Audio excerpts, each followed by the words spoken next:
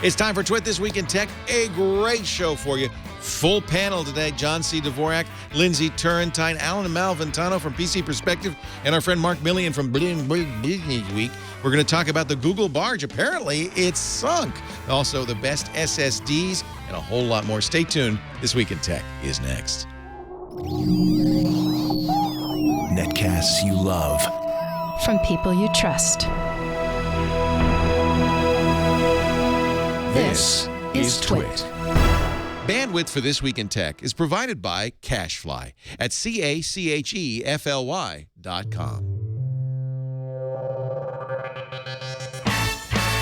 This is Twit This Week in Tech, episode 469, recorded August 3rd, 2014. Call of Duty. This Week in Tech is brought to you by Jira, an Atlassian product. Jira is the project management solution for teams planning, building, and launching great products. To learn more about Jira, try it free for 30 days. Visit Atlassian.com/twit. And by Citrix GoToMeeting, the powerfully simple way to meet with coworkers and clients from the convenience of your computer, smartphone, or tablet.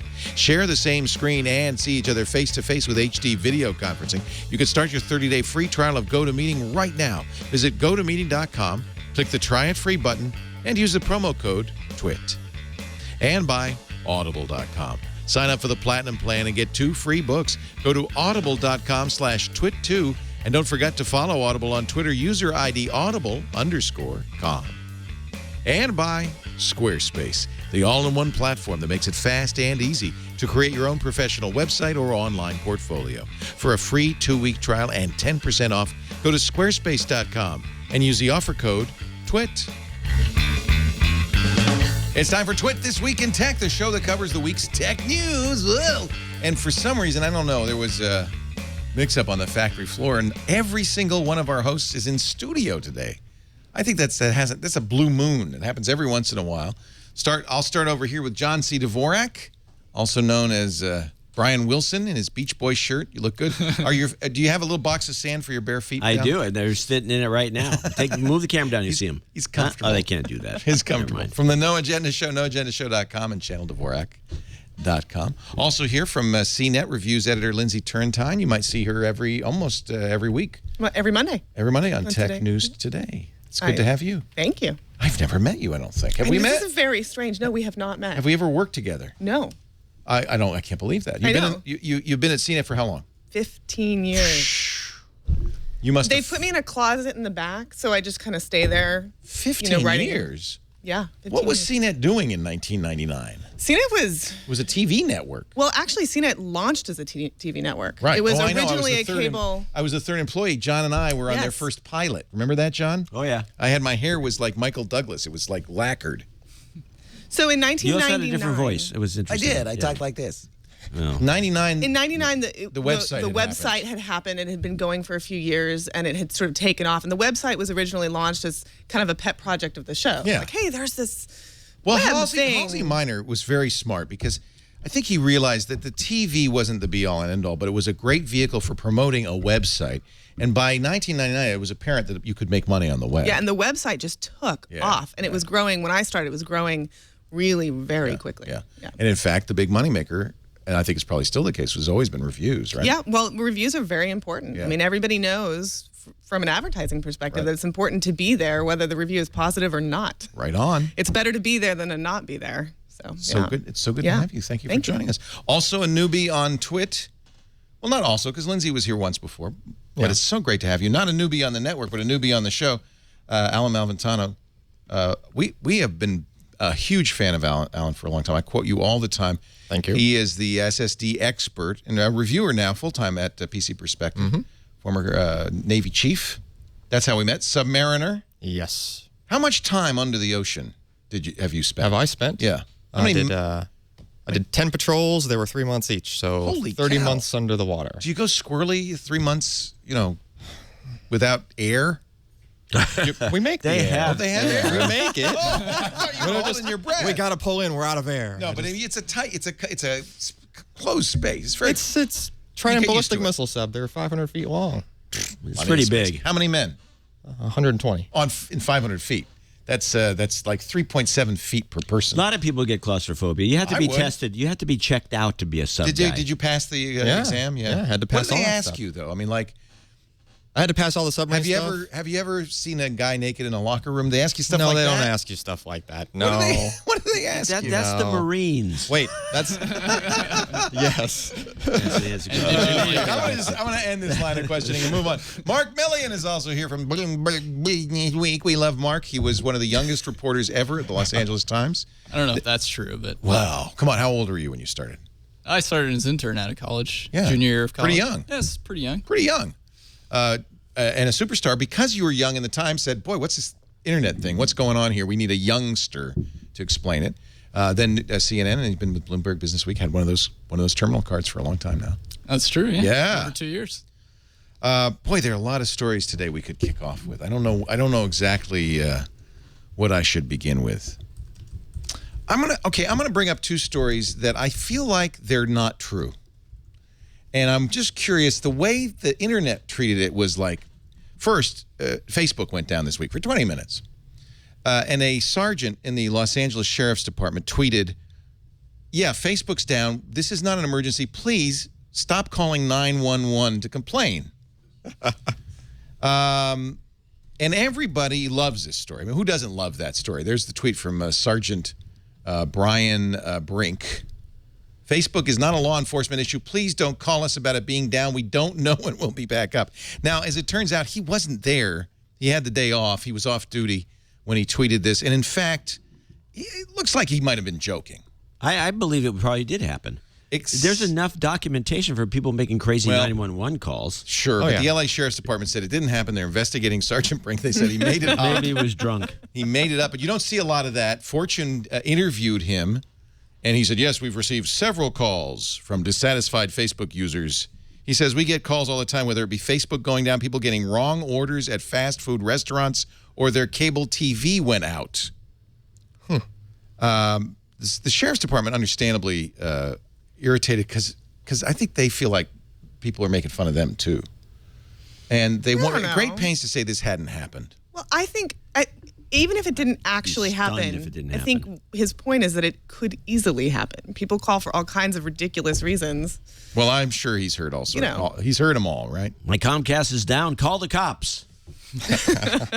Then the other one, maybe more.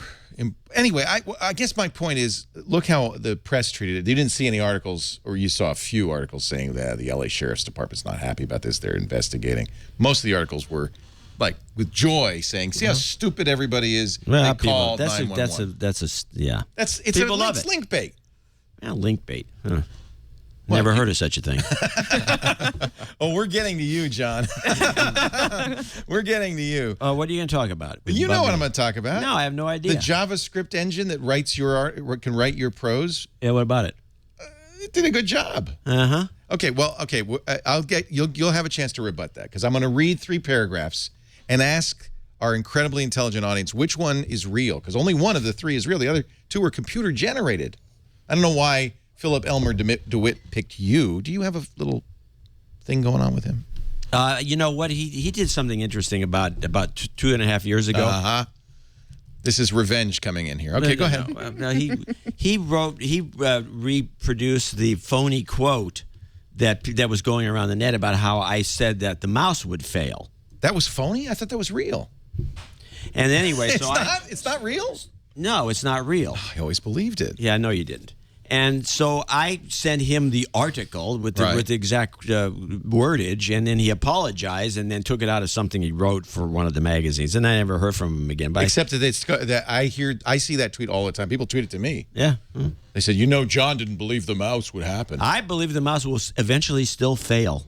I think that time is on my side. It was just a matter of timing. Just you have to wait. You were absolutely right. I can wait it out. Okay, you've got it on video. I'll wait it out. So I'll get to. Keep me alive I'm going to do your story, since we've talked about Philip Elmer DeWitt. Then I'll talk about the amazing physics-defying rocket engine. Another story that everybody picked up, but I think is phony. I get the sense it's phony too.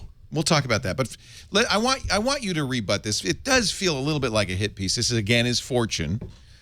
Philip Elmer DeWitt, he's been Mac columnist. He's been around for even longer than you. He's really bored if he's writing about me. Output from a clickbait generator is nearly indistinguishable from what passes for tech journalism. That's a shot right at you. Yeah, well, he'll get it back eventually. Can you tell which of these paragraphs was written? And I have more longevity, so I think you're right. I think he's in trouble. Well, I not I would never write this out. Can you tell which of these paragraphs was written by a veteran PC Magazine columnist, John C. Dvorak, and which by a robot? So I'm going to read you 3. I won't tell you the answer. They all sound like you. Yeah, well, you can. Number 1. I question whether a robot. Actually, read John, it. you should read these because it should be in your voice. Well, give me the URL or something. Yeah. Here. Here's the computer. You read them. I'll read them in my voice. In your voice, and that way they'll really sound like you wrote it. Okay. Except 2 will be sarcastic. 2 won't be real. The House of Jobs was once a mighty innovator, reshaping industries. So this is nothing I would even come close to. Like this. Oh well, see, he knows. First so one down. Don't prejudice. Oh, okay. The House of Jobs was once a mighty innovator. The House of Jobs reshaping industries so often, it seemed like it would never stop, but stop it has. While people like John Gruber want to say this isn't a big deal for Apple because it's still going to collect $650 each iPhone and other retailers sell. We disagree. Okay, was that John or before I begin, I'm doing my Jerry Pornell. Yeah, doing his Jerry. Let me start by saying that everything I say is out of love for Apple. That sounds like you. Yeah, it does. Sure. I've long admired the company. Yeah, that's me. And I'm eager to cheer it on again. Apple's board, chock full of environmental activists like Al Gore and Tim Cook, rarely miss a chance to polish their premium brand's image with the faithful climate change cabal. That sounds like a line of yours. Faithful climate change cabal. I would never say that. It's well written. It's not even close. It's not well written. It's idiotic. Third paragraph. One of these is real. Now, I've said before that this Apple product won't get much further than any other computer watch, smartwatch, or anything else. I first wrote about this in 2012, an article worth rereading. You can also reread my most recent screed about why Apple should not do a watch. But in less than a month, I've changed my mind, kind of. Okay, there's a couple of things wrong with that paragraph. A, you never change your mind. B, I changed my mind constantly. You wouldn't plug previous columns. Two of them. Twice in one paragraph. I got a double plug. That is the real That's the giveaway. Yeah. In fact, that's what Elmer DeWitt says. Can I call him Elmer? Yeah, you call his name is Elmer. That's what Elmer said, which is that this is a giveaway because he plugged his own column twice. Let's get that straight. Those are well written. No, but he also says that he took those sentences from writers like you. John. So we don't know if there's it's no writers actually like you or writers like you. I don't believe this is true. So you could have written those. No, I would have never written any of this stuff. I don't go out of my way to talk about my love for Apple. I've never heard you say that phrase. I don't have a love for Microsoft either, by the way. That paragraph was taken from David Pogue. I don't think that was taken from you. That does sound like David Pogue. Give me my laptop. I love Apple. Actually, there's no story here. This is a hit piece on John C. Dvorak. Yeah, well, What did you do to get this guy's cheese? I think he just has a grudge because I corrected him about years ago. Yeah. But that's okay. It doesn't bother me. It's publicity. And I got 2 more plugs in for that column. Those old columns. Guy who actually you just doubled your plugs. Right. The guy who wrote the double my plugs. The Apple clickbait generator is Kirk Lennon, and he was influenced by the Macalope, who's been on this show several times. Most of the sentences are culled verbatim from real clickbait articles. Some sentences I adapted. So if you want to try this out at home, you can go to the clickbait generator. I could go for that. It might come in handy. Although I think I can do better clickbait. Well, naturally.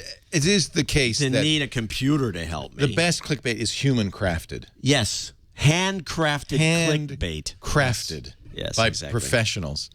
We played, before the show began, yesterday's Daily Show segment on clickbait. Did you see that? Did my name come up in the conversation? No. Oh, man. It was kind of sad. The correspondent took was it Lansing, Michigan? The last newspaper in Lansing, Michigan, which happens to be the student-run newspaper. They're all journalism students. He went to them and said, so what makes news? And they said, well, it's got to be useful. He said, no, you're all wrong. And he then went to a former editor at Gawker and got little help in helping them make their articles more juicy. Punchy. If you want to learn how to do punchy stuff, go to the bottom of almost any web page nowadays, and there's all this crap. What's the name of the company doing that? There's a Outbrain. couple Crazy. Tabulas, Right. Outbrain, Tabula. Those guys. Outbrain. And you go to the bottom, you got these great headlines. They got a picture of some hottie or something. They go, "Oh, I don't know if I should see the hate best myself butt in the world." Okay, I'll take and And it check it doesn't out. even Click it take every you to time. the article. I don't. I resist those, so I will not. I don't care hate who's got the myself. best butt in the world because they never show it anyway. Shouldn't every headline be bait though? I mean, it is bait. That's what a headline is. It's So what if traditionally it like is. a really well written headline. Well, you think of Traditionally, like it the is. New York Post, famous headlines of the New York Post. Yeah. Because it was a tabloid and you were walking the by Daily and you had News does those things too. Yeah. They all do. No, I think you're there's right. two schools of thought there. There's a bunch of tech blogs that go sort of information heavy on their headlines so that, they're very tweetable and in many cases. They're very you don't even need to click SEO-able. them. Right. Very SEOable. There's a Twitter account, Saved You a Click. That's Yes. got like 130,000 followers, and it basically takes all these clickbait headlines and answers it for you without putting the link. In one word, Oh, that's usually. funny. Yeah. So retweet AOL, country's top paid singer isn't Taylor Swift. It's ... And then Saved You a Click writes Toby Keith. Saved you a click. This actually is a funny, although I just read an article saying this isn't so nice for various reasons. BuzzFeed wrote the article, of course, because they don't want to save you. Yeah, a they were click. arguing against it. They say, you're spoiling our surprises. Anyway, I feel like there is something to be said about the fact that the design, I agree with you, Lindsay, the headlines are about driving traffic, but there is a point where it goes so far that it's all about driving the traffic. Right. No, it should be good. It should be solid. It should be a well-crafted, truthful. It should be truthful, Be accurate. and heady, maybe. But it really should make you want to read the article. Right. Yeah, I mean, if it that's doesn't, fine. then That's nobody's going to exactly read what you correct. wrote. I think that's not what people hate about clickbait. What they hate about it is it's so transparent. For instance, it tells you how to feel. No, It they has to lie. pay You're going to off. burst into tears when you read this article. Although It my has stuff, to pay off. It has to be that. If it says that you're going to burst into tears, well, actually, you have to actually burst my into tears. clickbait is really points to outstanding product. But the stuff at the bottom You of those, invented clickbait. I wish, the stuff at the bottom is like junk. It's junk. They This make Outbrain promises that they and then the worst ones where you guys have run into this. You click on it and it takes you to some other vague page where you got to click on something Oh, else I and hate you got that. other clickbait on. the Or same. worse, a slideshow. Oh, A I broken hate slideshows. Yeah, because they get to load more. Slideshows are a plague. I didn't want And to- I say that as I being agree. friends with Don Reisinger, who's actually perfected the slideshow. Did he invent the slideshow? No, he didn't invent it, but he's perfected it. He perfected it. That might have been like Kodak. I'm sure Ben Franklin invented the slideshow, but no, and I don't want to get this into just a bitch fest about Yes. how bad web journalism is, No. but it seems to pollute the waters a little bit. It pollutes the water. So let's talk about this. There's no journalism left. Let's talk about this amazing physics-defying rocket engine. Oh, dear. Well, I'm glad I have smart people here because every tech blog, without exception, including Wired, which is normally very smart, kind of jumped on this because of the word NASA, because NASA was in it, right? The idea was that it had originally been created in 2001 by a guy who, I don't know, was a little bit like use water to power your car. That's not kind of good. Guy. Who, in fact, raised something like 45,000 pounds from the British government to devise a device. It was essentially a specially designed tin can.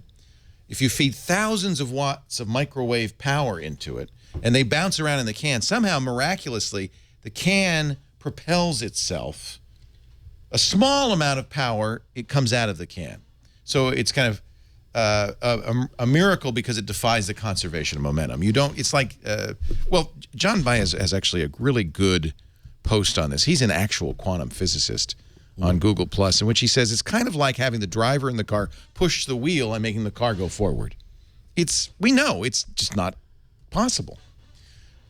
He says he believes that this is completely bogus, and even that the NASA experiment, and that gives it some credibility,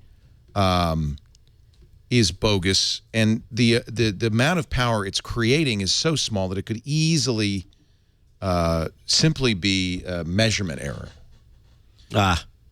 But it doesn't take a lot to move something in space. No, So but even if it's It's not that. Tiny. Yeah, if Could it be were useful. possible, it would be useful. It's not possible. It's a violation of classic physics that just doesn't work. I would advise people to go to the YouTube and ask for the YouTube, and ask for anti-gravity devices. Yeah, similar and to watch that. some of these great videos that these kids have put together. My favorite one's the recent one with the phone. He drops the phone in there, and then the thing starts flying around. It's clearly got some piano wire on there or something. It's very funny. Lisa's son, who's 11 and watches a lot of YouTube, told me yesterday, they've invented hoverboards. Oh, that's an old one. Oh, I saw iHover. That's an old one. And I said, no, I'm sorry, Michael. They don't actually. That's not possible. They don't have hoverboards. But it was Doc Brown. He says, no, it wasn't from Doc Brown. There's a YouTube video. A company made fake. You saw it, the fake hoverboard thing where they paint out very in the green well screens. done. Well Very done. well They paint out the bar that's holding up the hoverboard. Yep. And but people believe this stuff, and it really what it is an argument for critical thinking, or better critical thinking. Yeah, well, it's a fail. So Baez, who is an actual quantum scientist, says that the NASA scientists say test results indicate that the RF resonant cavity thruster design, which is unique as an electric propulsion device, is producing a force that's not attributable to any classical electromagnetic phenomenon, is therefore potentially demonstrating an interaction with the quantum vacuum virtual plasma. And everybody picked up that line.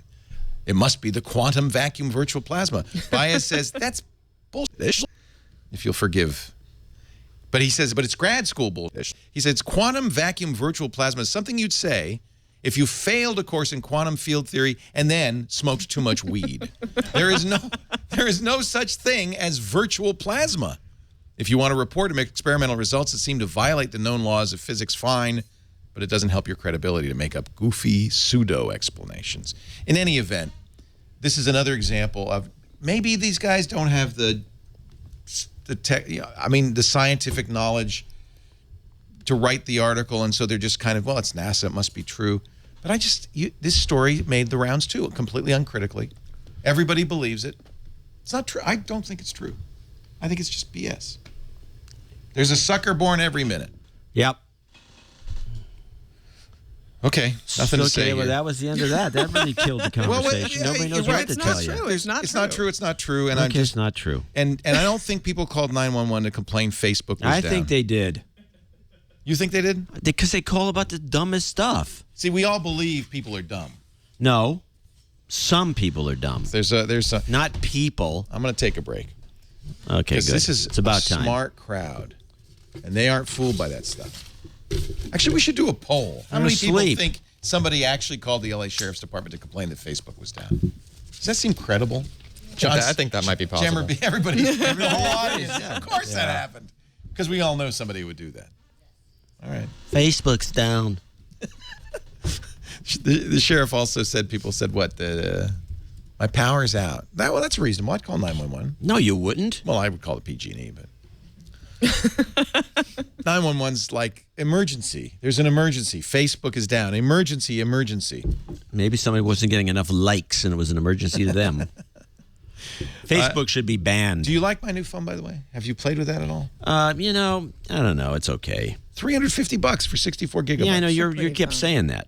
Did you guys review the OnePlus one? We have looked at it, yes. The problem is you can't buy it. Well, then what good is it? Well, you can't. But you have to $350 get but an you can't buy invite. it. Well, that's what's weird about it. And I feel like there's something we don't know. There's something missing here in this story. Why would a company make a phone, sell it for such a low price? It's a flagship killer, they call it. And it's true. It has, in every respect, top-of-the-line specs. Yeah. And at half the price of every other flagship phone. Okay. But you have to get an invite or play a contest to get it. You have to do a contest. I think that's savvy marketing. Well, it is if at some point you sell a lot of phones. They're still. Don't you think the price alone it's would a be savvy Chinese marketing? startup, and they're still trying to. So you think at some get point production the under- dam will open and they'll Does sell? the back come off? They're kind of basically copying the Xiaomi model, but for Yeah. the Western market. This is like the Xiaomi, the big Xiaomi. It's a very nice phone. It's Yeah, very pretty. similar You create hardware, a similar model. Don't take the feeling back of off. It doesn't come exclusivity. off. He's like, John's just ripping the phone It off. does. It comes off, but it doesn't give you access to anything. You can only replace it with a different color back. Yeah. But Oh, it so feels does come off exclusive. then. You just said so. Okay, let's take it off. I It saw the feels Xiaomi. super Ryan exclusive. actually ordered one How do you get it and off? reviewed it. Yeah. Yeah. Jason Howell of All About Android loved the Xiaomi. here Yeah. you go. Yeah. It feels exclusive. Well, it's like Gmail. I mean, when Gmail was in beta, people were selling their Gmail invites on eBay because You can't get the back off. Exactly. It's you're sort of not like, supposed it's to. Just give me beautiful. the phone back before you. A few reviewers have given it Getting very nervous positive over there. reviews. I think it's excellent. It's an excellent phone. And then it's not But you really can't buy available, it. so people then build what up good is excitement around it? it. And then when it does become available to lots of people, they'll get it. Did you They'll feel give it- special. Needless free publicity. This phone should not even be on the Did show. you at CNET? Well, did you debate at CNET? Should we review this phone if it's not widely available? No, we actually didn't debate it. We're eager to do it because it is not widely available. Right. And although it is Makes no available, sense. right? So somebody has to make a decision if they're Right. going to spend some money on it. We're Yeah, going to my help them make decision that would be decision. to stiff them. But also, Get a- it's just interesting, right? All of How these do you get startups the SIM card out in of there? China are interesting. There's no CDMA? There's a SIM card Is it slot. a No, there's CDMA? a SIM card slot right here. Let's see. Pull it out. I don't have a. What do you mean pull out my SIM card? I want to see it. Why would I pull out my SIM card? I want to see if there's a SIM card in It there. looks just like a SIM card. I put it in so I know it's there. Okay, Trust you me. know for a fact that you can put one in. Yeah, because I put one in. And you can take it out. It's got my phone number. It's an AT&T SIM. You could put a T-Mobile SIM in it as well. Okay. So it's GSM. It's GSM. That's right. Can I see it again? All right, guys. I have a feeling something bad is No, about to nothing. happen. While I let John fiddle with my phone, let's talk about Jira. You know, the original name for Godzilla in Japanese is Gojira. I think Atlassian knew that. Jira is one of the world's most powerful and customizable issue and project management systems used by big companies. NASA uses it. As Chad has told us before, Mojang uses it for Minecraft. In fact, if you ever file a Minecraft bug report, you're filing it through Jira. It captures and organizes your workflow so you can prioritize and take action on what's important while staying up to date with the activity going on with you. It's simple enough for a small team. It's powerful enough for a 100,000-person enterprise. That's why 25,000 companies use Jira. 70% of the Fortune 100. NASA uses Jira. Jira is incredibly flexible and extendable. Of course, there are literally hundreds of add-ons for Jira. Test management, time tracking, project management. If you're using, if your issues involve code, they tie everything together from an initial planning doc, the files, the change sets in your code repository, right through to deployment. Git, of course, completely integrated.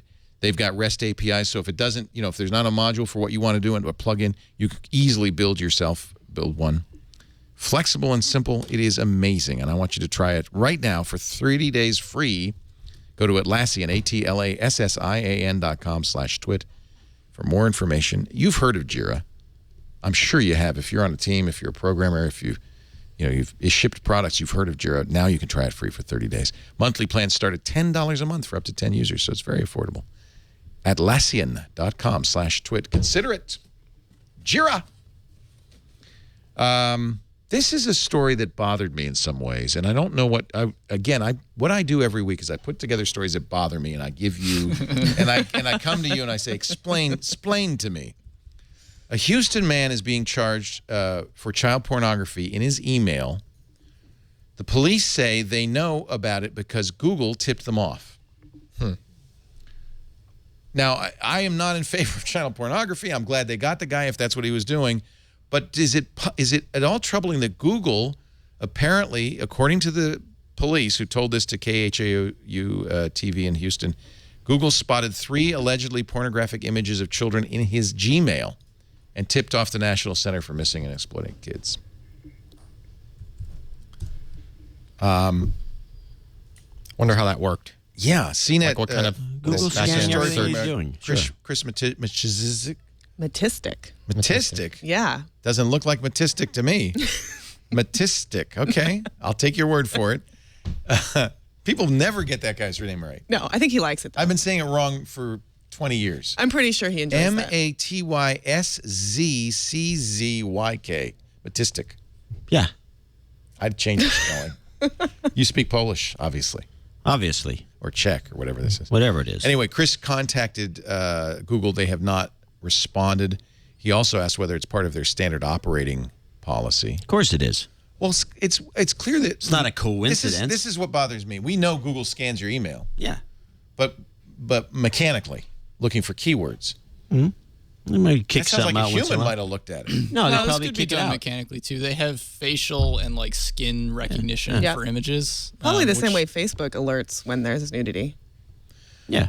Okay, but are you telling me Gmail's scanning my email for nudity? Yeah. So they're probably stopping a lot with your stuff. Because you wouldn't on the face of it know that it's a kid. Unless they have some magic scanner that says that's a nude kid. No, they probably, I think they kick it out. And if there's nudity, they kick it out? And then the people look at it and go, I gotta stop using that's Gmail. all good stuff.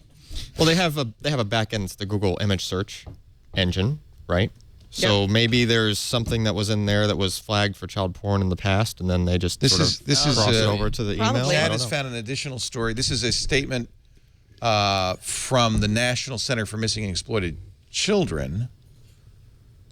See, this is not Google. That's right? No, this is from that center that says since 2008 we've had a hashing technology to tag known child sexual abuse images and identify them. So maybe they gave that to Google? Well, there you go. I guess they give them a database of that could be troublesome that makes images sense. and Google. Oh, maybe they're known images. Okay, that would do it. Yeah.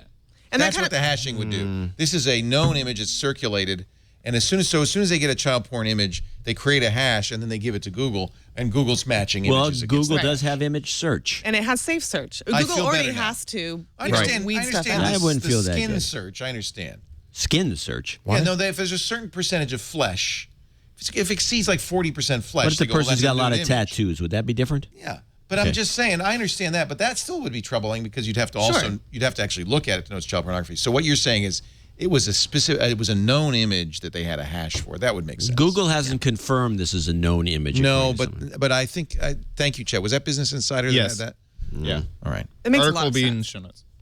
It makes a lot of sense that Google's looking at everything anyway. I think Google is looking at everything. But if Google put itself in a position to police the world that way, I think that you must be right. There's some sort of This really relieves me. and it probably relieves. What do you Google, got I that you're can't imagine worried that about, Google would Leo? sign itself up for that.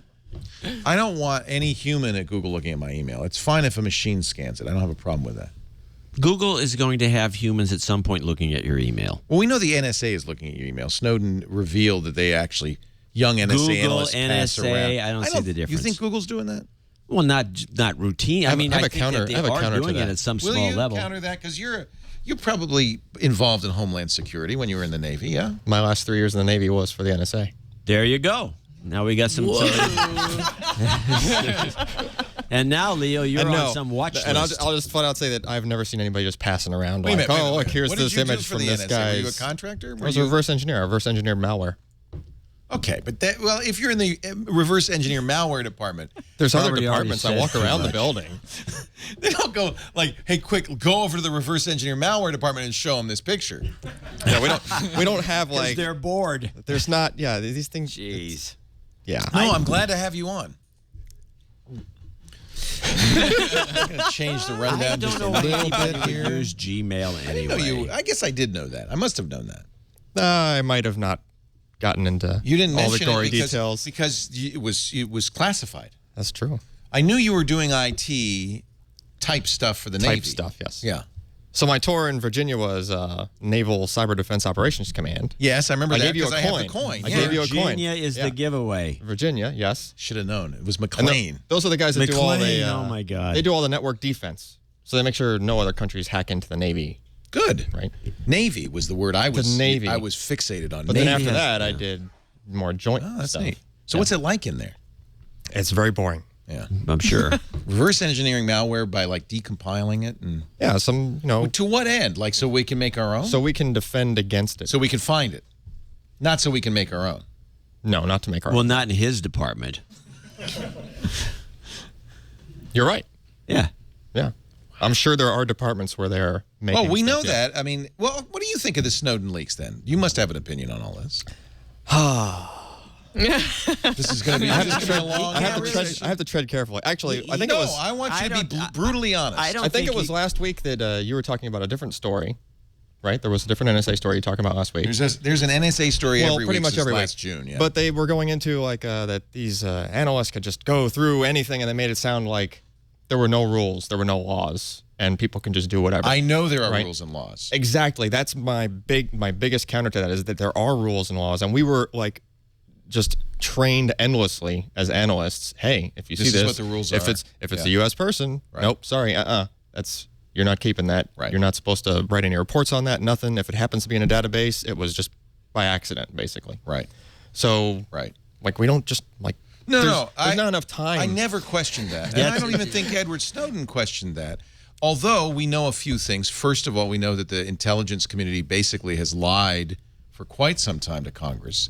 And in fact, the latest story is that the CIA was monitoring the committee, the congressional committee, investigating it and hacking into its computers, and admitted it after lying about it for some time. So we know the intelligence community lies to Congress. So that's the oversight portion of this, right? So, yes, it's good to say there's a rule, and I understand there's a rule, and it's good that they train you. That's really great. Oh, yeah. But if at the very top, that's at the very top, culture of defying the congressional oversight, that's not encouraging. There's along those lines, like what I kind of had the big issue was. Deal with that, of course. No, I was nowhere near that level. But where I had the big issue was that there was an IT person, Snowden, right? Right. That's what he did. He was in IT.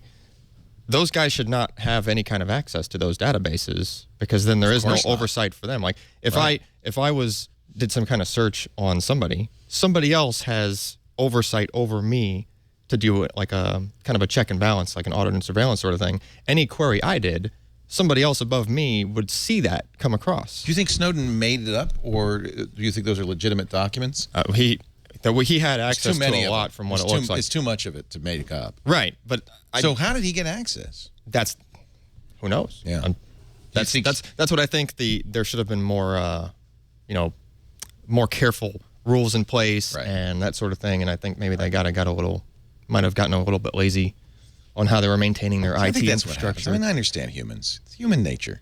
Human nature. You find hey, that's kind of a hot picture. Let me just. That's probably going on at the Google Mail as we speak. Yeah, they're looking at your email. Somebody in the chat room, and I don't know how they know this, and it could be BS for all I know, says that the way Google works is there's a threshold, a score threshold. If your mail exceeds that threshold, a human does, in fact, start looking at it. A score threshold for what? Well, that's what's unclear. Images? No, not merely with images, but in order to improve their services. Oh, yeah, that's the reason. I knew there was a reason. Air quotes. To give you ads that you want. Well, I don't have a problem with ads. I have a little more problem with a government spying on me than with a corporation trying to give me better ads. Yeah, but they're not. Are you getting better ads? I'm not getting better ads. So your problem is that it's not working well? It doesn't work at all. It's a scam. So if it worked better? It's a scam for the sucker people into You're saying if investing. it worked better, it'd be okay with you? No, I don't like it. Oh, that's... I have to say, it's not Google, like but the Facebook... food is terrible here, and the portions are so small. Exactly, Woody Allen. Go ahead. I'm sorry, Lindsay. Oh, it's fine. Facebook's a little bit different, but they do very similar things. And I will say this, Facebook ads, I love them. I have discovered multiple services and things that I buy and have spent money on in through your Facebook case, ads. they're pretty accurate. They're really accurate and stunningly so. Like, oh my gosh, I must have those earrings. How did they know?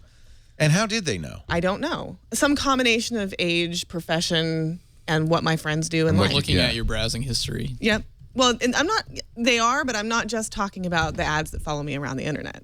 I mean, these are new things that I've never seen before. They're not just looking at your browsing history. They know like what you liked, what some article somebody else posted, and then you liked it specifically. So yep. And they know what my friends like and what my friends spend money on. Right. Well, also they know you, and they have your Facebook token, and every time you go to a page with a like button, they're saying, oh, here comes Lindsay again. Oh, here comes Lindsay again. So they actually have a pretty good, given that most pages now have like buttons, they have a pretty good idea of where you go, what you do. Well, although what's interesting about this is that I only like brands that are in the media for professional reasons. I actually don't, as a rule, I don't like brands on Facebook because I don't want them cluttering my feed. So it's not just that. It's a pretty rich combination of things, but I've just been impressed by, I mean, it's kind of creepy, but how effective it's been for me. So this is interesting. I'm looking at my Facebook ads. They're a pre-order for a $20 thing I can stick to anything and find it with my iOS device. They know I'm a geek. You would use that? Yeah. Well, no, I wouldn't, but that's... For Snapple... Actually, it's not a bad idea if you lose Snapple, your keys. I don't know why I'm getting an ad for Snapple. Snapple? Yeah. Interesting. I don't drink Snapple. Well, that's something to Maybe that. you should. But I should. The Lucille Packard Stanford Children's Center, which is a charity, And United Way of the wine country. They must think I'm very generous. United Way, they think that? I'm generous. Well, see, that shows how screwed up it is. And then the Uptown Nightclub. There you go. They know you like to go clubbing. Where is the attention Uptown? to this, by the way? I have an ad in for Oakland. So City College of San Francisco She's sitting and up there on boxer shorts. Yes. So we know. Are you wearing briefs or boxers? I'm wearing boxers. See? They know what underwear you're wearing. So what? Are you going to buy more boxers because of this ad? Maybe. I just did, actually. Okay, well, I give up. I've tried my best. But everybody's all in on this. Sure, follow me around. We're just saying that it works, not that it's morally. You guys are wonderful. in it. You love it. He says it doesn't work and it's morally. I hate it. I just dislike it. Do you not use Google? I use Google. Do you take steps to anonymize yourself? Often. Yeah. Not always. I don't really care. But Yeah. I've done it once You in a hate it, while. but you don't really care. I hate it. I do care. You hate but it on now, principle. here's what the problem but is. you don't personally care. No, I understand that. That's No, you not- don't. No, yeah, you're just mocking me. No, I'm not. Because you're all in on this. No, I understand No, how I you understand. could. I know when I you're understand mocking how me. you could hate it on principle, but not care that much, so you do it. Right, that's exactly. No, I it. understand that. No, I get it. I get it. I'm fine. I'll shut up. Do you? But you hate it on principle. I hate it. Period. Period. It's not on principle, off principle. Yeah. Anything. It's just I don't like the idea of being tracked like a dog. This tile sticker, you could put this on your forehead, and then we would never have. I can find myself. We'd Oh, there I find you am. everywhere you are. You put it on everything. All right. I'm sad about this. The Google barge. I'm really sad. We'll talk about the Google barge in just a bit. I got to take a break. Didn't you have a commercial a minute ago? We do commercials every few minutes. Okay. It's a new thing on Twitch. I've heard that. We basically stop whenever possible. I can go on. I don't have to do it. No, do a commercial. Is No, it a it's good fine. one? Who's it for? It's for GoToMeeting. You like GoToMeeting. Oh, yeah, they're good guys. Have you ever used GoToMeeting? Yeah, I did, as a matter of fact. When we have meetings, we just use it the other day. We do every time we do a phone conference, instead of doing just like a phone bridge, you could do that. We have phone bridge capability. You do? Sure, we do. We have This place has phone bridge capability? absolutely. Huh. But here's the thing. Every once in a while, you're in this meeting. In fact, we were in this meeting, and somebody says, well, let me show you. And then, because we're in GoToMeeting, all of a sudden, we can see their screen, and we can hand it around. In fact, they said, could you hand me the screen? And I didn't know what. And then I realized, oh, we're in GoToMeeting. I just click this button, and now he's got control of the screen. And then we turn on the cameras, and we're seeing each other. It's really kind of amazing. It's a great way to make Do you have a meetings more special effective. offer or anything that you can I help do. people out with? 30 days free. How about that? Try it. Try it free. If you don't believe me, visit GoToMeeting.com. Click the Try It Free button. Just use TWIT as the promo code. It is the #1 most popular online meeting service, and it's because it's easy, it's fast, it's the best. I want you to try it today. GoToMeeting.com. Just use TWIT as the promo code. See, that was easy. Click the orange button, try it free. There's the other guys who all gone out of business. There was one that just sucked. Well, that I remember probably that. why they went out of business. Was it WebEx? WebEx, yeah. Yeah, I remember them. Oh, WebEx. It was terrible. Did you use that in the Navy? No, the NSA. Well, you tried to What use does the it. NSA Yes. use for conferencing? They can't say.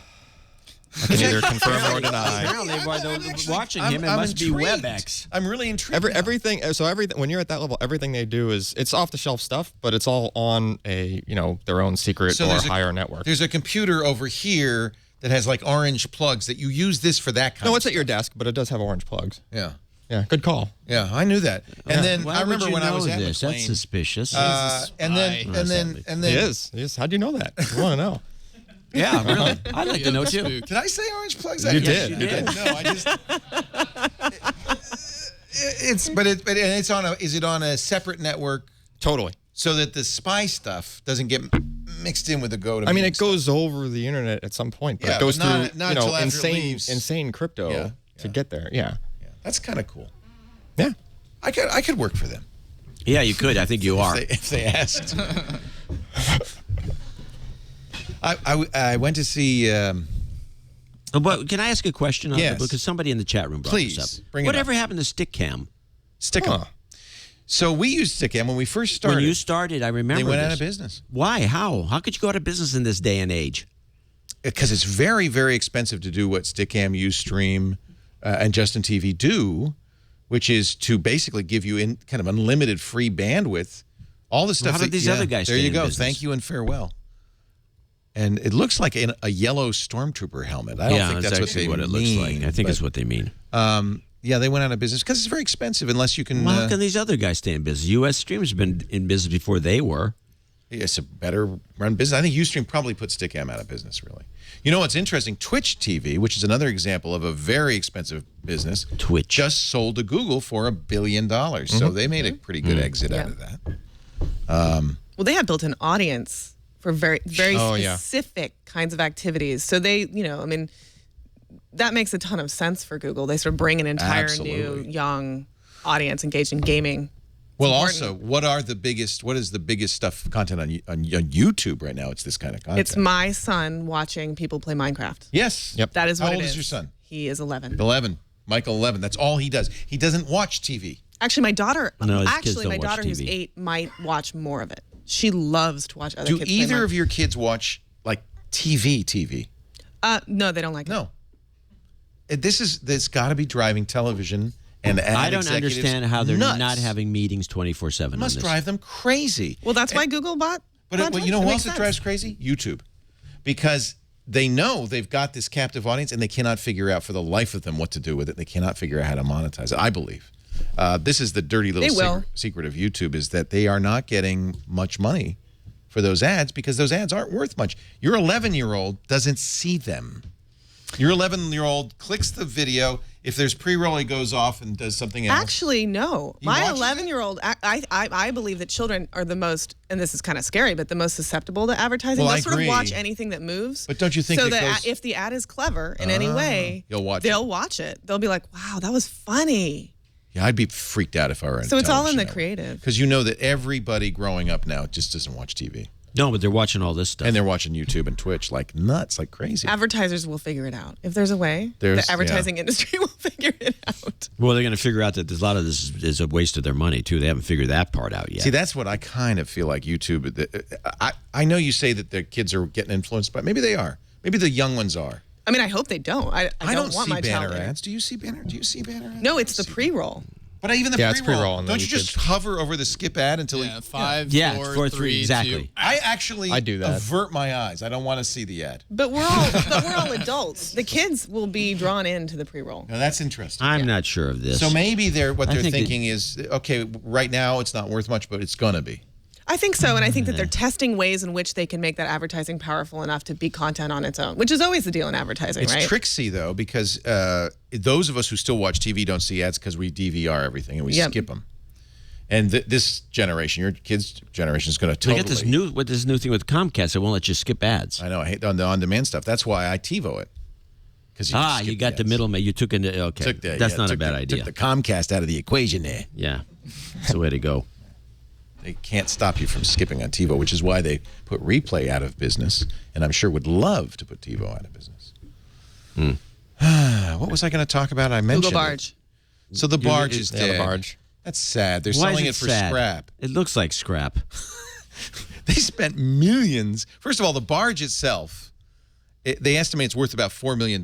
Who knew that a barge is worth? I mean, this is a rusty hulk that just floats. It doesn't have much. It's going to be a floating. What was it going to be? A floating store? A showroom, yeah. Yeah, showroom. Google Glass. Like an Apple store. So $4 million for the barge. Right, a mobile Apple store. And then they put 63 shipping containers on it, which they then, I guess, hollowed out and turned into, a high-tech showroom of some kind. Now, there are several of these barges. We have one in San Francisco, which has not yet been sold for scrap. I think they should turn it over to the homeless. But Portland, Maine had one also that was built in New London, Connecticut, where all of the submarines are built. Yeah. So do we know anybody that's been on that thing? No. Do you? Nobody? No. Daniel Turrentine at CNET is the one who broke the story originally and found it in the Bay, in San Francisco Bay, the San Francisco one. But he's never been on it, to my knowledge. He's walked around it. And now maybe the whole story is just a fraud. No, Google admits publicity. It. Google admits it. Well, they can say whatever they want. They were going to float it down to New York City from Portland, Maine, and but the problem with the San Francisco one is you can't. You're not like they didn't have any permits. The permits that you need to. How dumb are they?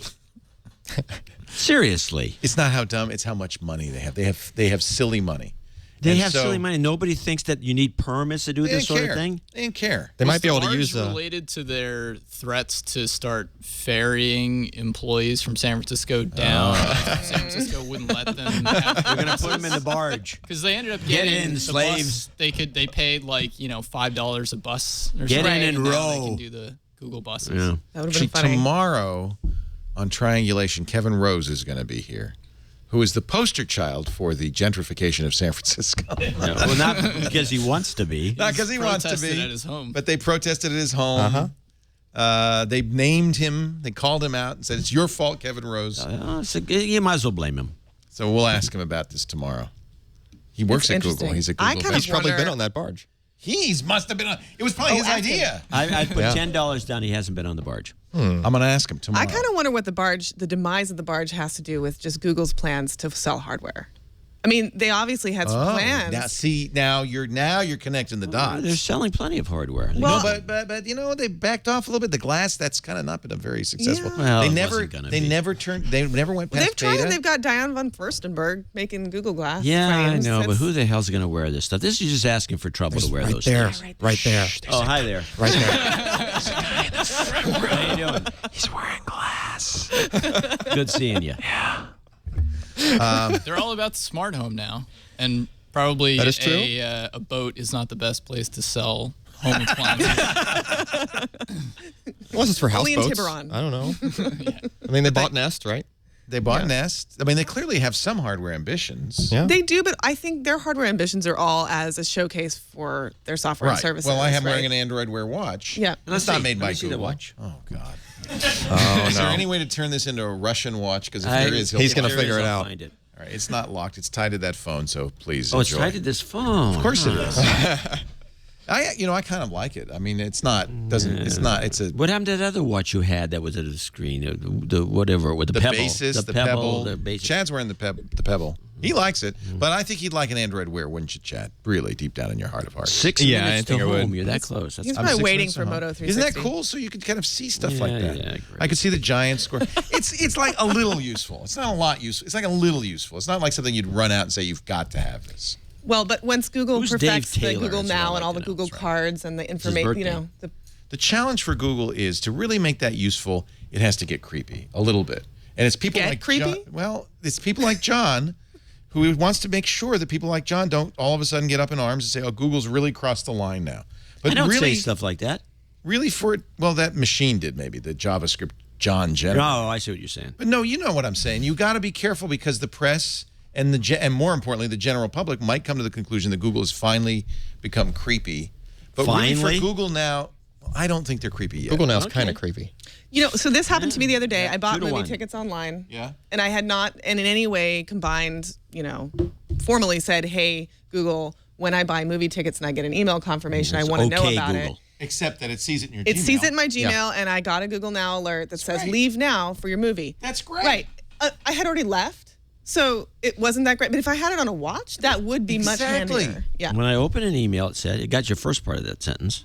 Well, it doesn't. It's the problem with the watch is a very small screen, so you get a little bit of the. It has to talk to you. Yeah. But it does very much. That's exactly the use case, and that's what I mean by it has to get more creepy. It has to get more predictive about what you're doing. Has to be more aware of what you might be doing, and then has to tell you stuff that's going to be useful before you knew it. And that's even what Eric Schmidt said all along: is that to really for us to succeed, we can't be reactive. We have to be proactive. We have to come up with what you want before you know you want it.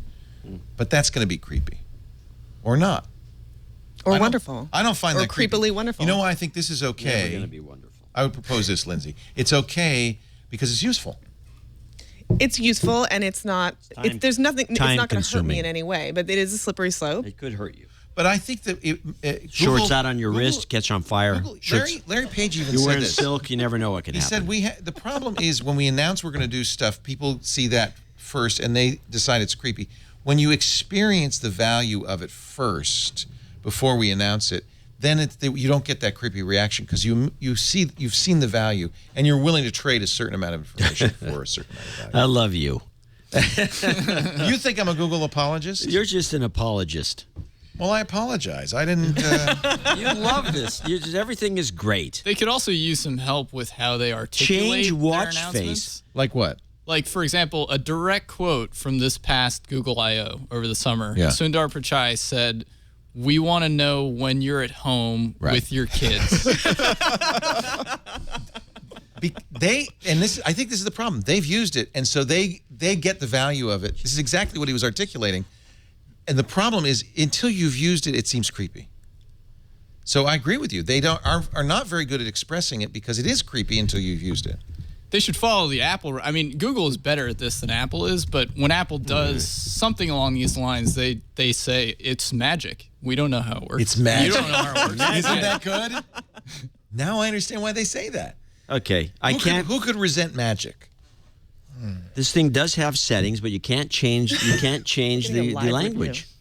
Oh yeah. It follows the language on the phone, so you have to change the phone. Oh, ixnay on the language way. Sorry. Yeah, that would make cow, sense. Malventano. You're never coming back, Mr. NSA analyst. Sorry. That makes sense. I like this thing. Hey, congratulations to... it's a big clunker, though. It's a little clunky. It is kind of big, yeah. I'm waiting for fun. maybe the Moto 360 will be round. That might be more desirable. Everybody's I might waiting get for one that. of those. What about this HP watch that came out of left field? HP announced, and I don't know when it'll be good, a smartwatch that they had Michael Bastien. Do you know who that is? You're fashion forward. I'm not that fashion forward. No, I don't. But I think it's ugly. Yeah. That article's title actually looks good. It doesn't actually It's look not good. really that attractive. It's pretty. It's like I'm looking forward to the Moto 360. Huh? It said, "What is your HP watch and got this? Are you recording? But see, I like the HP I can watch send there. text That's the new messages. one. Yeah, you That's awesome. Yeah, the calculator, the HP calculator watch. I'm very excited. I actually have a original Fairchild watch with the. There button you go. push. That's it, Chad. You found it. Look at that. Oh, you got to add watch. You're gonna Allyn, tell me the truth. You wore that watch for years. get the HP calculator watch. Yeah. No. Casio I wore a calculator watch? Casio calculator Yeah. watch for years. The one That with was the the stylus? superior one. The one with the address book in it. Yeah. Not the stylus. No. You didn't go that far back. no, You're too yeah. young. When Sorry. in my day, You're too young. the watch had a stylus because When the I buttons was a kid- were so small. No, Yeah. I was We so wore small a then. rock. My fingers were small enough. You could do it. I could use You the were a watch. young man. Yeah. So I find this very interesting that HP out of nowhere. This isn't an Android Wear watch. It will support both Android and iOS. Interesting. Yeah, it will have an app that you can install. They're doing their own software, and we know how well HP does software, so it's going to be exciting. I think everybody has to try it. Every single manufacturer has to get some skin in the game because if it does take off, they have to be. Yeah. That's true. It's an insurance policy. If it's the next new thing, we Paranoia. right. Want It's never been a successful next new thing. I mean, how many times has the industry tried Microsoft smartwatches? with a spot watch. Remember that? Yes. I had a watch you had to hold up to the screen. That Remember was great. Yeah. And it would put your calendar. Timex announcements made into it. that watch. It would- That's the one I Microsoft. had.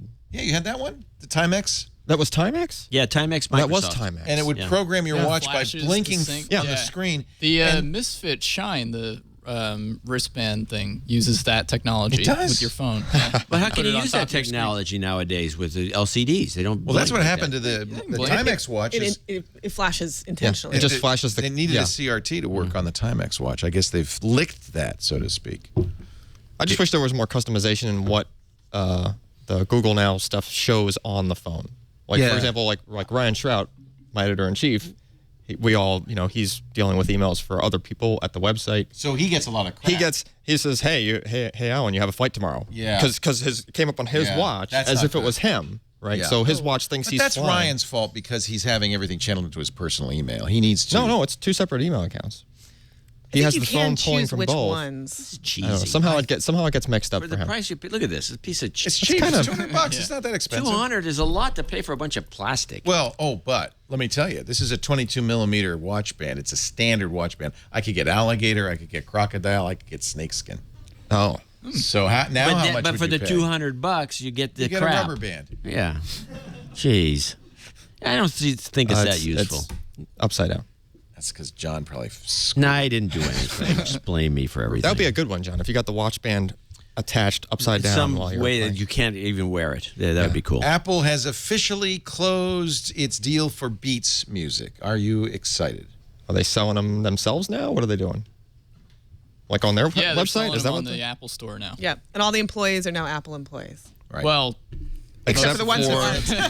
Except for the salespeople. Right. I guess. And the HR. Oh, yeah. Is it to like 200 Counting. people? 200 jobs being not shuttered. A lot. And then actually there's a little dispute over really whether that many jobs were lost and so forth. Jimmy Iovine and Dr. Dre will have offices in Cupertino, which they'll never visit. The biggest change... And why should they? And why should they? They've got a business to run. It's true. The biggest change is that iRadio is now going to be run by a Beats guy, a former Beats executive. And I'm trying to find his name. I can't remember his name off the top of my head. It seems like that can only be a good thing.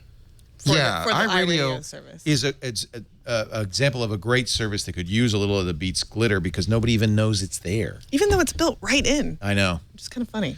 Apple says actually it has a significant number of users. I can't remember the total number. It was 5 or 6 million. It was a lot of users. You don't hear a lot about iRadio. Well, I personally use Pandora a lot, but my wife used the iRadio stuff. Oh, okay. All the time. It's actually really good, and it's free. Yeah. I think it's free. It is free with ads. If you have iTunes Match, it kills the ads. Okay, so for $25 a year, which is nothing compared to Spotify. Cheaper than Pandora subscription. Yeah. They still have that Beats streaming, and I don't know if the plan is to. Apparently, it's not to fold it in. Not yet. Sounds like they're going to keep it around because they like the product. This guy Ian Rogers, who's running Beats Music. Ian Rogers, that's going to be the one who gets iTunes Radio. Yeah. And this was a long time coming that they needed a subscription service. They had resisted it for a long time. Steve did not believe that people wanted it.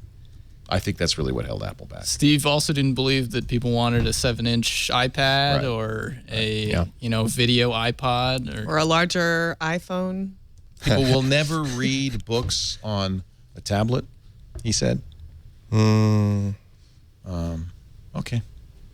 Beats. Now somebody's saying, "Oh, Amazon Prime has free music." Yeah, Amazon Prime has like 2 million songs compared to the 20 million songs on Beats. Yeah. And on iTunes. I've never even fired up that music. I have Prime, but I've never used it. It doesn't have anything you want. It's just like Netflix for music. It's free, but it doesn't have anything you want. I'm worried about Radio Shack, and I'll tell you why. Uh-oh.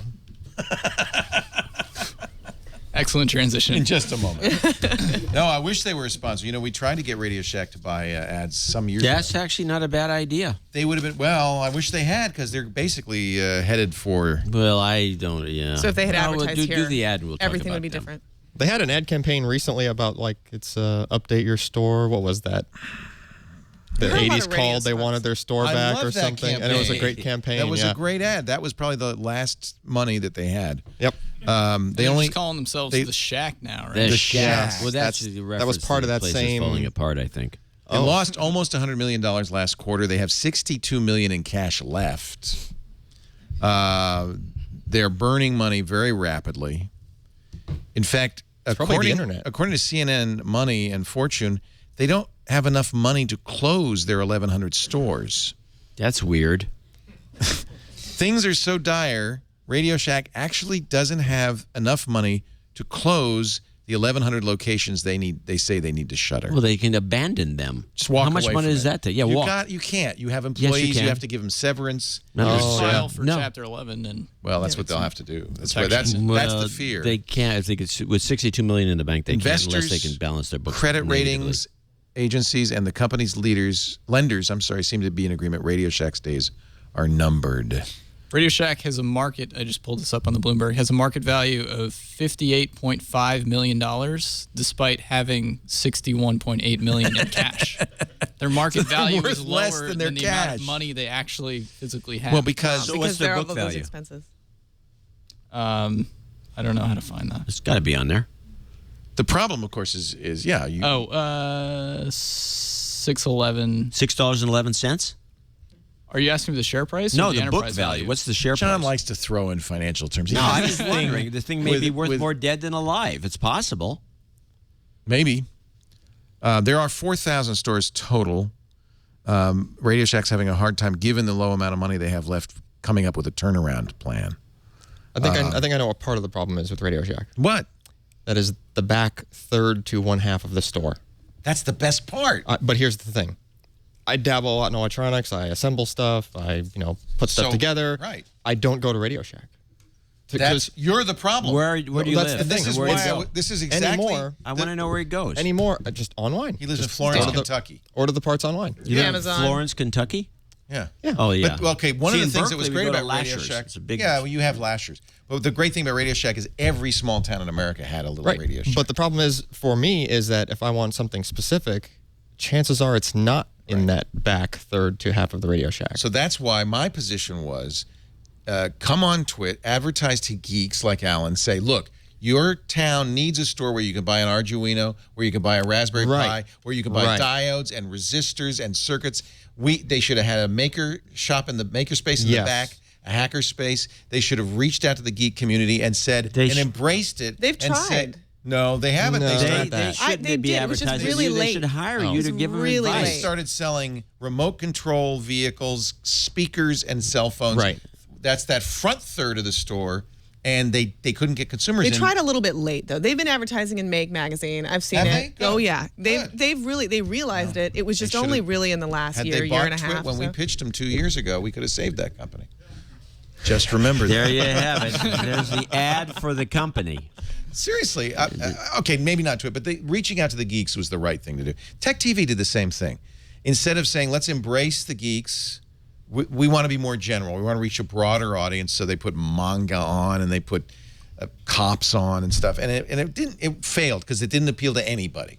And in a world where you've got Amazon and all these online retailers, Right. the only way you're going to beat them is by providing something they don't offer, which is service, which is a human being, a human face. And if they'd reached out to geeks and said, I don't think they could afford to do it.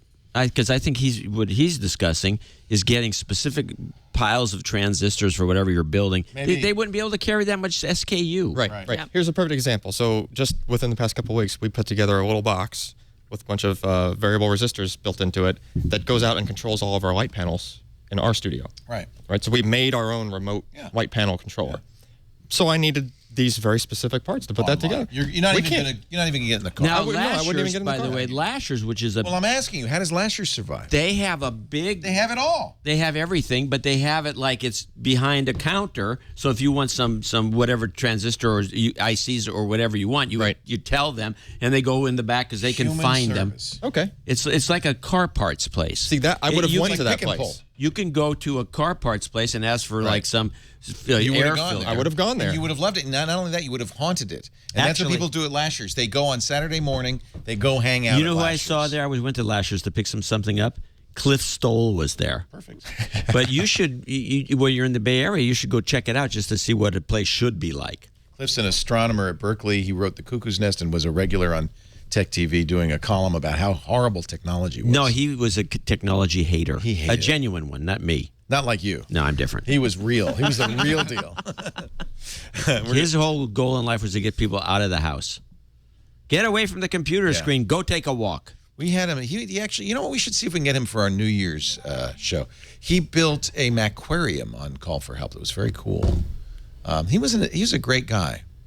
But for a big store like Lashers to survive, does it have to be in a market like Berkeley where you've got people at the lab maybe. who are It has to be doing in a they're college building town. they're doing maybe. all sorts of things that require that kind of inventory. Yeah, you're right. And then you have to have the personnel There's there one in that San knows. Rafael. That's What is it?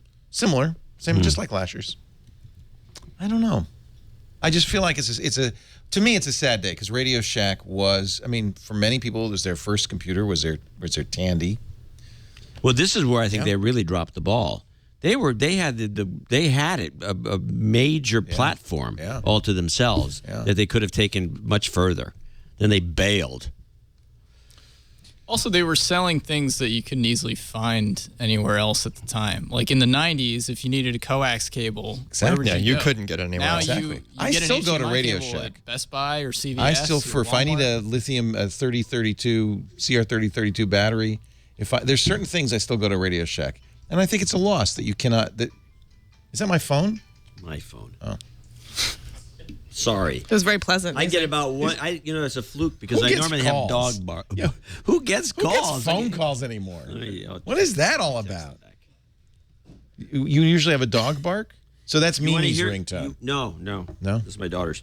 Let me. Does she have a specific ringtone? No, I don't. That's corny. But useful. I like to be surprised. Oh, it's you. It's you. Yeah, let me get you the. No, go on. Do the ad. Okay. You've been putting off the ad now for too long. You know what I love? Audible. Yes! I knew it. You could tell by the look in my eyes that I was about to talk about the world's best audiobook store, Audible.com. I think it's the only bookstore. There were others. I think They're there still just are, like but WebEx and the rest of yeah, them. I think Audible really owns The this. ones that advertise on your show stay in business. Exactly. I'm not going to say anything, but... I used to have an old saying at PC Magazine, anyone who advertised next to a Dvorak column always stayed in business. Yeah. The salesman said that, right? Always successful. Yeah. So I'm listening to Graham Nash's new book, Wild Tales. Oh, he is. I love him. You know, Crosby, Stills, and Nash, you've heard of them? No. The Hollies. A Rock and Roll Life. He narrates it. It's really, I love this kind of stuff because I've listened. And so Audible knows what you listen to. And I hope this is okay with you, John. Suggests other books you might like. Because I listened to Keith Richards' My Life, which is awesome. As long as you're not spying on your email to get these recommendations. No, they're not. They just see what I buy. We're going to have, I mentioned Kevin Rose on Monday on Triangulation. The following Monday, Andy Weir, who wrote one of my absolute favorite Audible books, The Martian. Have any of you read The Martian? Yes. You read it. See, I knew I liked you. It's Robinson Crusoe on Mars, right? It's pretty interesting. He gets left behind on Mars and has to survive like a year and a half with what he's got on hand. It would be a wonderful graduate college course. Like, here's the stuff you have on Mars. Can you live a year and a half? And what would you do to solve it? And it's an education listening to it, but it's also human. It's beautiful. You cry at the end. I won't tell you why you cry. It could be good. It could be bad. No spoilers here, but you will want to read this. And Andy Weir will be our guest. I'm really thrilled. An hour to talk to him a week from Monday. So maybe this would be a good time to download and listen to The Martian. I'll tell you what, I can get you 2 books for free. So highly recommend The Martian. You know, we've interviewed Daniel Suarez on Triangulation. His books are always great. What do you listen? I know John loved The Confessions of an Economic Hitman. You still recommend that? You still stand by read that? It's an outstanding product. Another great Audible book by John Perkins, the true story of the highly paid professionals who go out to countries that are in economic dire straits with bags of money, trillions of dollars, get them to do things that maybe aren't in their best interest, but are in the best interest of major multinational conglomerates. It's in it, and you think this is true. Oh, I'm telling you, just read or listen to the book on Audible. It's hard not to Actually, believe we listen to it. It's really, really good. It's fairly hard not to believe it. Yeah. So if you like politics, if you like fiction, if you like science fiction, Audible is a great place. 150,000 volumes. I'm also I just want to tell you I am also an intellectual. What? I listen to literature. What are you laughing at? Why are you laughing? She's cracking up. I don't blame her. I am not the ignorant fellow you presume me to be. Listens to literature. I've been listening to literature for some years now. I love good literature. Have you read this, The Goldfinch, yet? Oh, it's so good. Isn't it good? Very good. Donna Very Tartt, good. who was one of my favorite authors, she wrote The Secret History, which is also brilliant. I had a hilarious conversation with a friend of mine, though. I was in the middle of reading it. I was about halfway through. And he was like... Right where I am, so no spoilers. Okay, no spoilers. This does not involve spoilers. And my friend was like, hey, I'm reading this. I asked him what he was reading, and he said, I'm reading this great book called The Goldfinch, and it's a mystery. It's about art. Yeah. And he starts to describe it. And he said, have you read it? And I said, no, because I'm really bad at remembering the names of the books that I'm reading. I read it a sure lot. sounds familiar. Yeah, and he keeps going. I was like, no, I'm reading that right now. I'm actually reading it at this moment. It was pretty funny. So good. If you like literature, maybe not for you, John. No. John likes literature. I like comic books. What do you... Do you like mysteries? Yeah, I like mysteries. You might like it. Oh, okay. Well, let me check it out. It's about a kid, too. I'll probably... My thing is... I like Audible when you're driving around, but generally speaking, when I'm reading off a Kindle. So you know what I'm doing with this one? And it's the first time I've done it, and I love it, WhisperSync. Don't know what that means. So on some books, you can buy for a reduced... After you buy the Audible book, you get for a reduced price the Kindle book. And then you go back and forth. So I'll read it on my iPad when I'm lying down. And actually, you can have the audio going, and it'll highlight the words. You don't use a Kindle? No, I just have an iPad. Kindle's the best. I like a Kindle. I just don't want a different device for every activity in my life. Why not? So which reader is it that is highlighting the words? Well, the Kindle will do it, and now the Kindle app on iOS and Android will do it as well. Huh. And you download the audiobook, you download the physical book, you can highlight the words. If you stop reading, you can pick up where you left off. It knows where you left off in the car and vice versa. I just love this. So if you are a person who likes to read words too, Audible still is a great, because in the car you can't read, or at the gym when you're, I know, John, you are a gym rat. I am. Pump iron like nobody's business. Like nobody's business. That's the right word. The last thing you can do when you're pumping iron, when you're lifting that heavy metal, is hold a book. It would be hard. Yes. But if you have Audible. That's exactly what I do. It's awesome. We interviewed a really great guy on triangulation, Mark Majadovnik. He's very well known in Great Britain as a science guy. He's got a book called Stuff Matters, Exploring the Marvelous Materials That Shape Our Man-Made World. Why is glass see-through? Do you ever think about that? What makes elastic stretchy? Why can you bend a paperclip? These are things that I wonder all the time. I can imagine. Why could I bend that? Well, Mark explains it. He's funny. He's just great. I love Mark. And so the point being, there are books in every genre. And this is a bookshelf just waiting for you. I want you to go to audible.com/twit2. And what we're going to do is we're going to give you a month free of the Platinum account. Now, that's the 2-book-a-month account, 2 credits a month. Most books are 1 credit, like 95% are 1 credit. You'll also get the daily digest of the New York Times or the Wall Street Journal as part of your subscription. You got it for 30 days. You pay nothing. If you cancel in the first 30 days, that's it. You'll get to keep the books. You owe them nothing. I think you're going to stick around. Audible is a really fabulous resource. Even if you still like reading paper books, having Audible when you're in the car, when you're in the gym, when you're walking the dog is awesome. Audible.com/twit2. 2 free books waiting for you. Twitter had a pretty good quarter. Although maybe it shouldn't have. So Wall Street was very happy to hear that not only were Twitter's profits good, and I think Twitter kind of controls that. You know, they can make as much money as they want or don't want by just putting more ads in the stream. They blew away expectations, but the most important thing I think from the point of view of Wall Street is users were up. They had been going down for a few quarters, and people were a little concerned that Twitter might be over. Some of the increase maybe had to do with the World Cup. That was probably the most tweeted event of all time. Dick Costello in his analyst call said that he thinks new users are coming to Twitter because their onboarding process is better. That's where they welcome you. They give you a little lay around your neck. I didn't notice this. Champagne. Welcome to Twitter. They are doing a kind of a better job explaining what it is and who's there. I think that they needed to do that early on and didn't do a good job of it. And I think now it's so widely used that if you don't know what Twitter is, well, but here's the problem. I always say that I think Twitter's problem is social anxiety. A lot of people sign up for Twitter and they do one of two things. They either just follow a bunch of people and then they lurk, or they try to participate, and because it's hard to build up followers, they're anxious, right? They throw things out into the universe and nobody answers, and then they feel dumb, and then they kind of stop. So I think what Twitter's trying to do is build up sort of a stronger lurker culture, which is really probably what they need to be successful, right? People use Twitter more as something that they absorb rather than something they participate in. So don't feel bad that you have 100 followers or 12. Right. Because we're a service for you. That's not why you're there. Exactly. You're there to read the feeds of others. Yeah, you're there to find out what's going on. Twitter's really not for you. It's for Justin Bieber. Really, is what they should say. No, that's what they should say. They should say that. Yeah. This isn't for you. This isn't for you, Justin loser. Bieber. If you're a believer, it's for you, but not if you're just a normal person. By the way, I need more followers.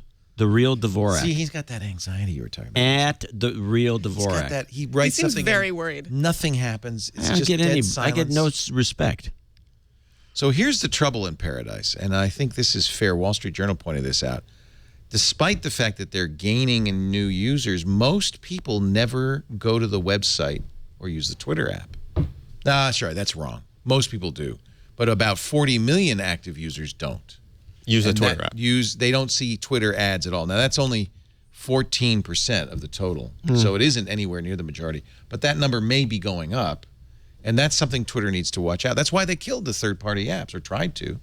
I never go to Twitter's. I rarely go to Twitter's site. And I know I don't see any ads.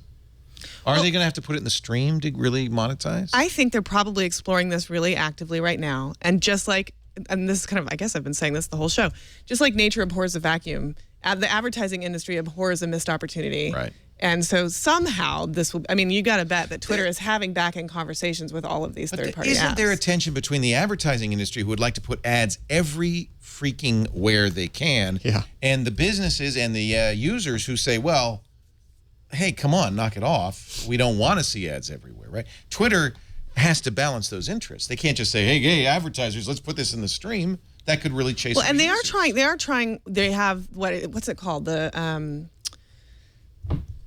Twitter has an ad product where they basically work with publishers to share the revenue from a single ad. So it's kind of a twofer.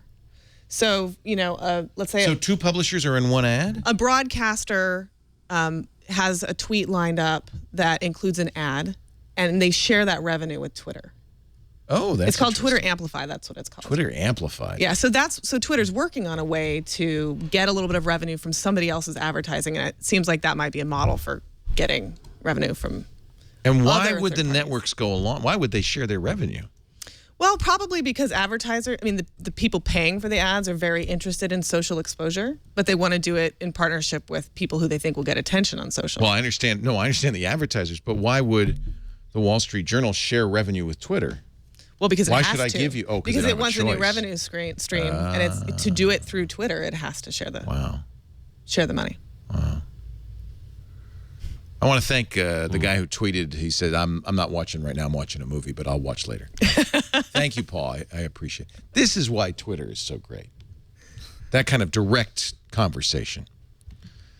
So, John, really, are you being facetious? You want more followers? Or do you really feel some value in having followers? I'm below 100,000, and then now everyone mocks me for having such a low number, even though it's a reasonable number. You know who's terrified? If you're a Hollywood star and you have 50,000 followers, oh, you're not going to get work. Well, you're not going to get work. They pay for them, just they like pay for them. So they buy them. Congress representatives. I don't like the idea of paying for anything. So but I would like to Except have for wine.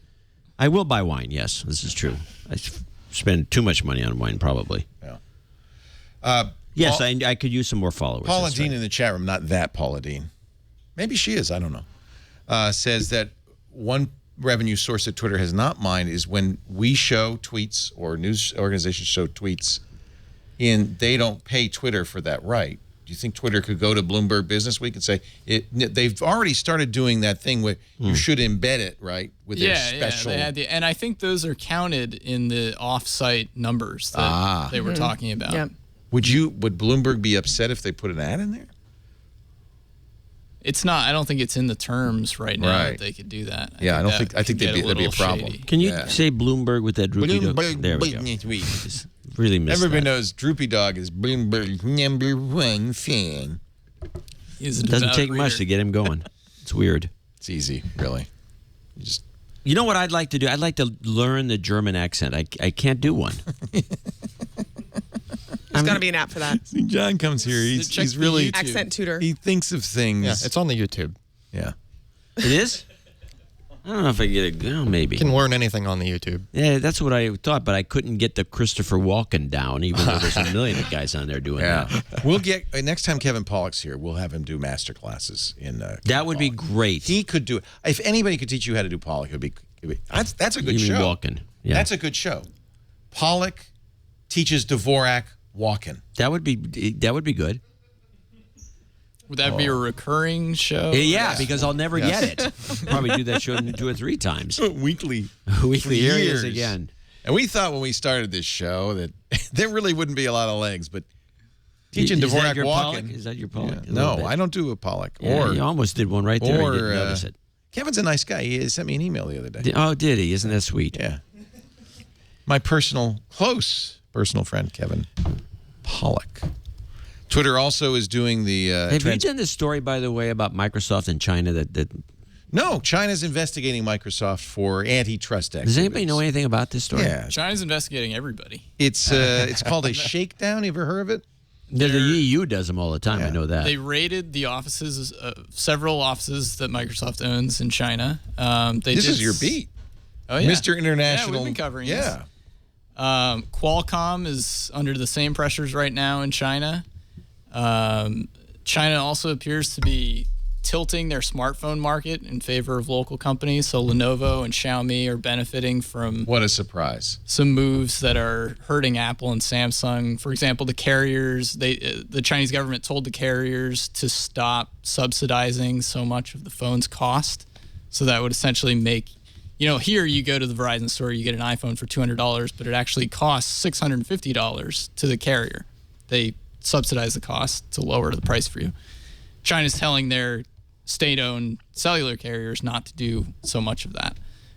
So you have to pay too much for the phone, and so the iPhone becomes $700. Do you feel though that Microsoft has become a target of late? Because last week, China government said you cannot buy Windows 8 for government work because we believe Microsoft is, or the NSA through Microsoft is spying on us.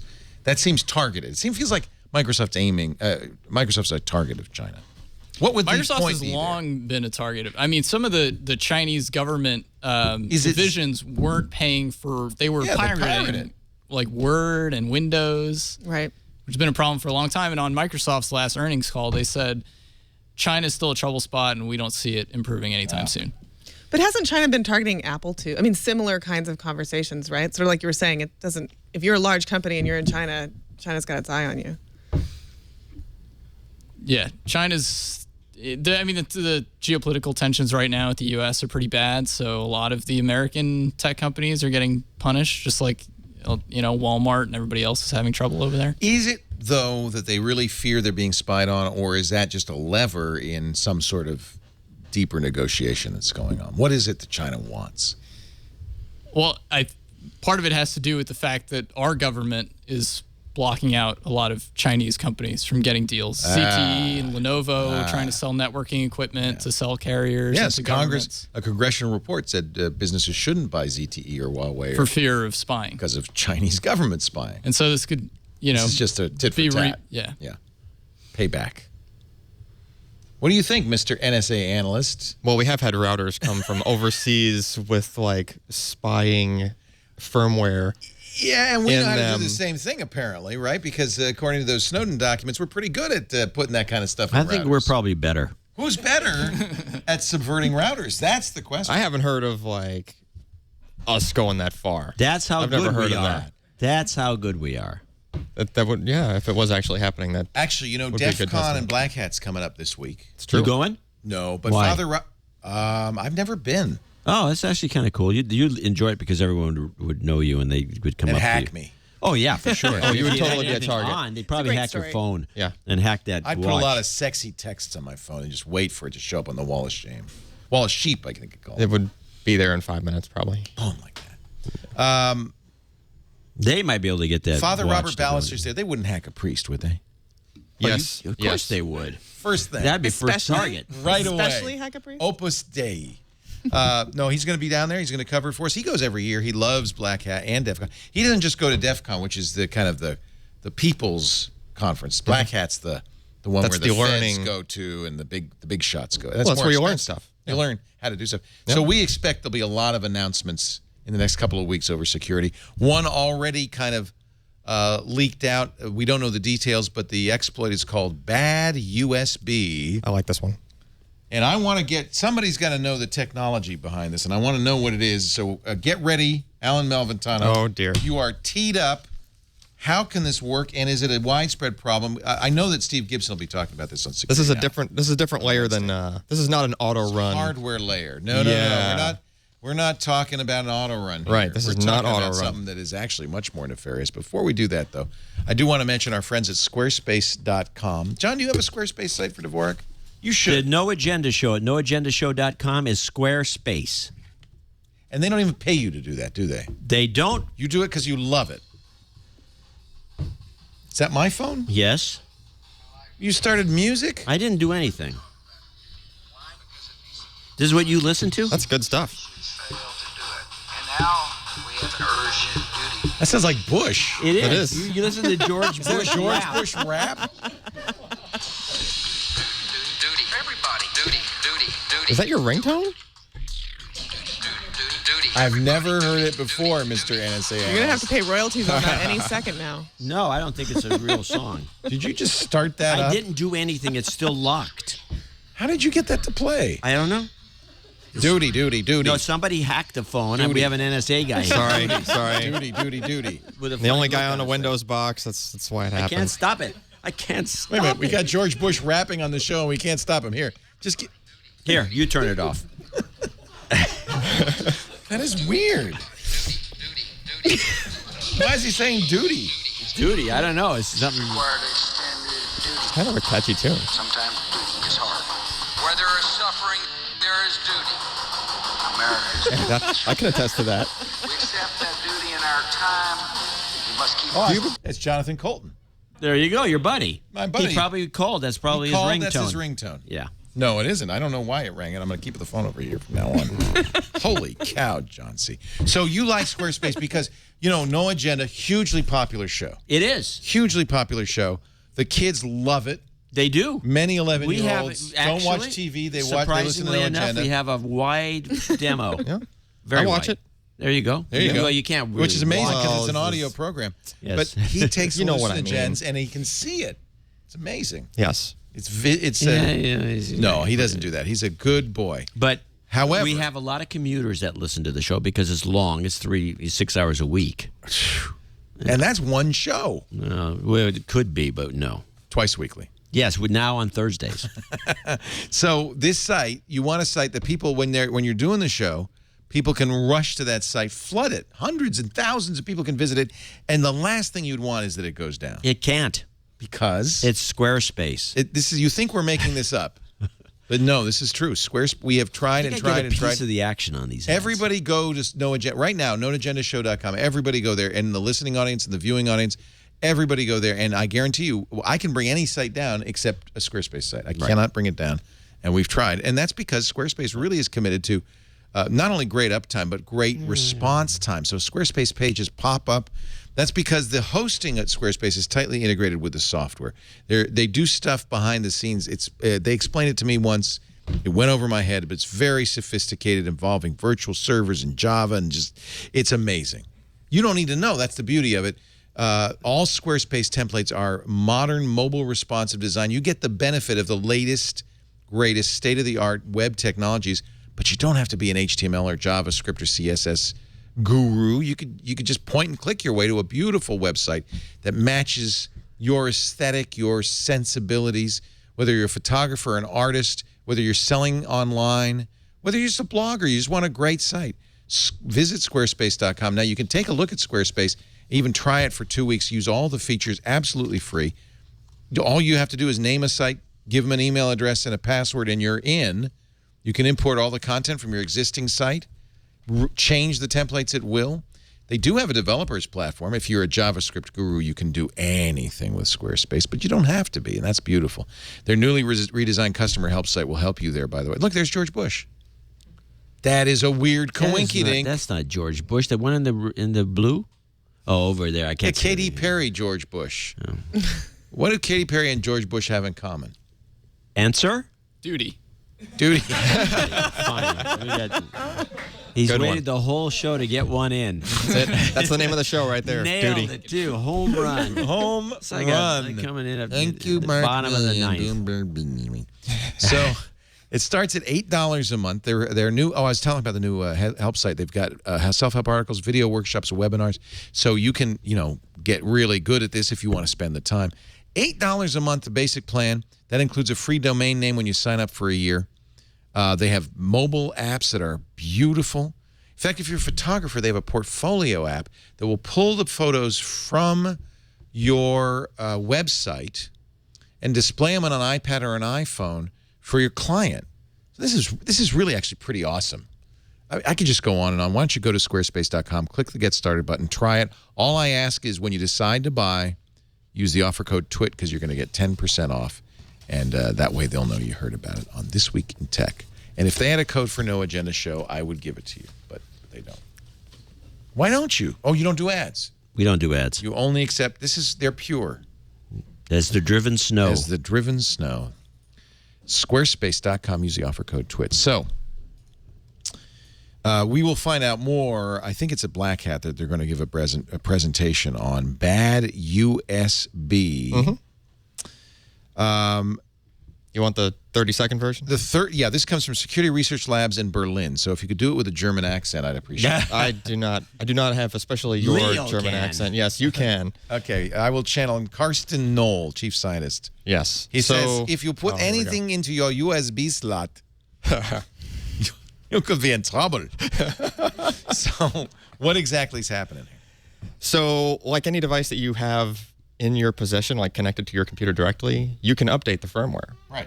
Now, see, this is interesting. A thumb drive has firmware. But not just firmware, programmable firmware. Sure. No, this was my question. Why isn't it just ROM firmware? Why is it programmable? That's what I'd ask the same exact question. Why isn't that locked down? That makes no sense to me. That would be programmable. It's locked down by obscurity. Historically, right? Because you usually plug a USB drive in, you'd need a special tool. And we know how well that works. Well, you would need some kind of special tool to be able to rewrite that firmware, just like any other firmware programming, software, right? So if you have access to that firmware, you can write other code. You can make it appear as other devices. You can make it appear as a keyboard. It just can't do it through the regular USB port. It has to have like an EEPROM, something you need some electronics. And that's what's that interesting. It's a specific controller that is created by a company called Phison, which does, in fact, have EEPROM on it. Right. Electronically erasable, programmable, read-only memory. Which you can't just do by plugging it into the USB port. You'd have to have you need hardware. You need a programmer. I think it's light that erases it, and then you have to have... No, not those. Not EEPROMs. It's electronically erasable. It's done. Yeah. It's done through the port. You just have, like... If the device could be reprogrammed that way... Does it make that noise? Yeah. It oughta. I don't know if it's the case with this, but it would be theoretically possible to code a firmware, reprogrammer that you would put on the hard drive of the computer. That you could have running on the host operating system and could then reprogram. I don't know if it's the case with this one, but that's what some of the things we're going to learn at the Black Hat presentation. But I think part of the question is, okay, obviously, this has always been the case. This would be nothing new that a manufacturer of a thumb drive could put malware on a thumb drive. They could. That's actually been done. Of course. Oh, yeah. Anybody who's making hardware can put malware on that hardware, and we've seen that happen. And we've seen it happen by accident even, where there's... The theory was that's how Stuxnet made its way into the Iranian nuclear facility. It was on USB stick. That's the ticket. Yeah. It was an accident. No, I think Stuxnet was... I think everybody... No, it was a generally agrees it was government written. Probably Israeli and U.S. government. Off the grid, maybe Allyn Malventano had something to do with it. I'm not saying he did. I'm not saying he didn't. I was the guy defending against it. He knew how to reverse engineer that malware, that's for sure. So, but Stuxnet and Flame and these other very sophisticated malware attacks, I think most people agree, probably governmental. And in this case, I think this was actually a brilliant idea. Iran was enriching uranium to make atomic bombs. Stuxnet attacked the centrifuges and brought them down. And the theory being that if we can break the centrifuges and have them overspin, this could cripple their ability to enrich the uranium. That sounds like the kind of warfare I like. That's good, right? Nobody gets hurt. That's the future of warfare. Right. It's still, according to the American government, an act of war. If someone were to do this, if you did it to us, we're gonna get you, sucker. But we can do it to them. You know everybody's going to do it to everybody, right? We have the same kinds of rules, though. You guys know that, right? Like what? What are the rules on this stuff? Well, I can't quote them directly, but we have those kinds of rules. Like we're not allowed to just go and invade other countries. No, you give it to the CIA. NSA is not allowed to. You give it to the CIA. They do it. What? You've heard of them. No, I mean, of course, that's how it's all done. It's compartmentalized. You're just a lowly analyst reverse engineering the malware. Oh, sure. You hand that off to somebody else who then takes it and weaponizes it, who then hands it off to somebody else who gets it into Iran, who then... So it's all compartmentalized. Nobody knows who's doing it. But they all have to still follow those rules. They're all following the rules. If it's an act of war... Well, you're pretty cynical, it seems to me, Leo. Me? Yes. Well, okay, who put the USB stick in the centrifuge? Well, let's get back to this USB stick for the Not me. It wasn't him. It was you, Leo. I would have done it. That's a great hack. First, you know about the orange cables. Yeah, now you know about this other thing. Now you know about the I centrifuge. have some unexplained travel in that time frame, but I was just going to. Let's get back to this USB story. So, what are we going to do about these things? Nothing. You're screwed. Game over, man. Game over. What? Well, that's what we're going to find out. I mean, we haven't really seen the details because he's going to present. They're going to show it, yeah. But it sounds as if a significant number of USB sticks have reprogrammable firmware. That's bad. Sure. The answer would be to only buy USB sticks that had ROM, if such a thing exists. Yeah, right? I have a feeling that a lot of them are reprogrammable. Yeah. Why is that? Well, I mean, what's funny is the first thing that comes to mind for me is that what you would think is the most secure is probably the most reprogrammable. That's IronKey. What? Like IronKey, that's supposed to be like they release secure. firmwares. Well, no, they release firmwares. Now I don't know what the level of if they're doing some kind of check that's bad. or something. As soon as you see that you can firmware update your USB key, that's bad. This is what's scary. I'm reading over your shoulder, but the quote from this R story: "There's no way to get the firmware without the help of the firmware, and if you ask the infected firmware, it will just lie to you." Yeah, there's no virus. I like the lying firmware. That lying firmware. Are you hacked? No. No, I'm not hacked. I'm good. That's very similar. There are rules. No. That's along the lines of how people used to hack DirecTV. DirecTV would try to figure out if you had hacked your card. They'd push a signal down. You would reprogram your card in such a way that it reported back to the box, oh no, I'm not hacked. Those were the good old days. Remember that? They'd send a code down. You'd reprogram your card. It was a cat and mouse. Yes. And then they toast the card. Yeah, they fried it. Yeah, it was all over. I remember I had DirecTV. I think it was DirecTV, and they had they were going to go to new cards, so they sent you another card, and they said you got to put this card in within the next week. Yep. But before you do, type in something. You had to send something to it, and then it would toast the card that was in there. You got this burnt card out. Yeah, because they don't want you passing that along. I should have taken that card out before I fell for that gag. It would have just. So here's what they say they're going to do at Black Hat next week. They're going to take a brand name USB stick, and they're going to transform it into a computer keyboard. So you plug in the stick, it opens a command window on the computer and enters command that causes it to download and install malicious software, malware. Yep. So you plug it in, all of a sudden, a command line opens up, boom. That will get around user access control. Yeah, it's using your credentials. You were logged in when you plugged it in. So that's why you should be a limited user. Then they will transform a brand name USB stick into a network card. Mm-hmm. Once active, the network card causes the computer to use a domain name system server that is malicious. So when you enter in yahoo.com, you get badyahoo.com. That's a well-known malware attack, easy to do. Then they'll program a brand name USB stick to surreptitiously inject a payload into a legitimate Ubuntu installation file. The file is loaded onto the drive when attached to one computer. After the tampering only happens after it's plugged into a different computer that has no operating system on it. So you could use a trusted computer, verify that this is the MD5 hash says that's a legitimate Ubuntu install. Right. Unplug it because it's been verified and now install it, and in fact it's not. Only the new install gets infected. That's Finally, they will transform an Android phone into a malicious network card, just for fun. Just go back to writable DVDs and let's give up on this stuff. So this is really interesting. We'll know more about it. I don't know. I'm sure Steve Gibson will talk about it after the Black Hat because I think you want to hear the presentation before you say anything. Apparently, it says, according to Ars Technica, this is Dan Gooden. Yeah, Dan Gooden writing.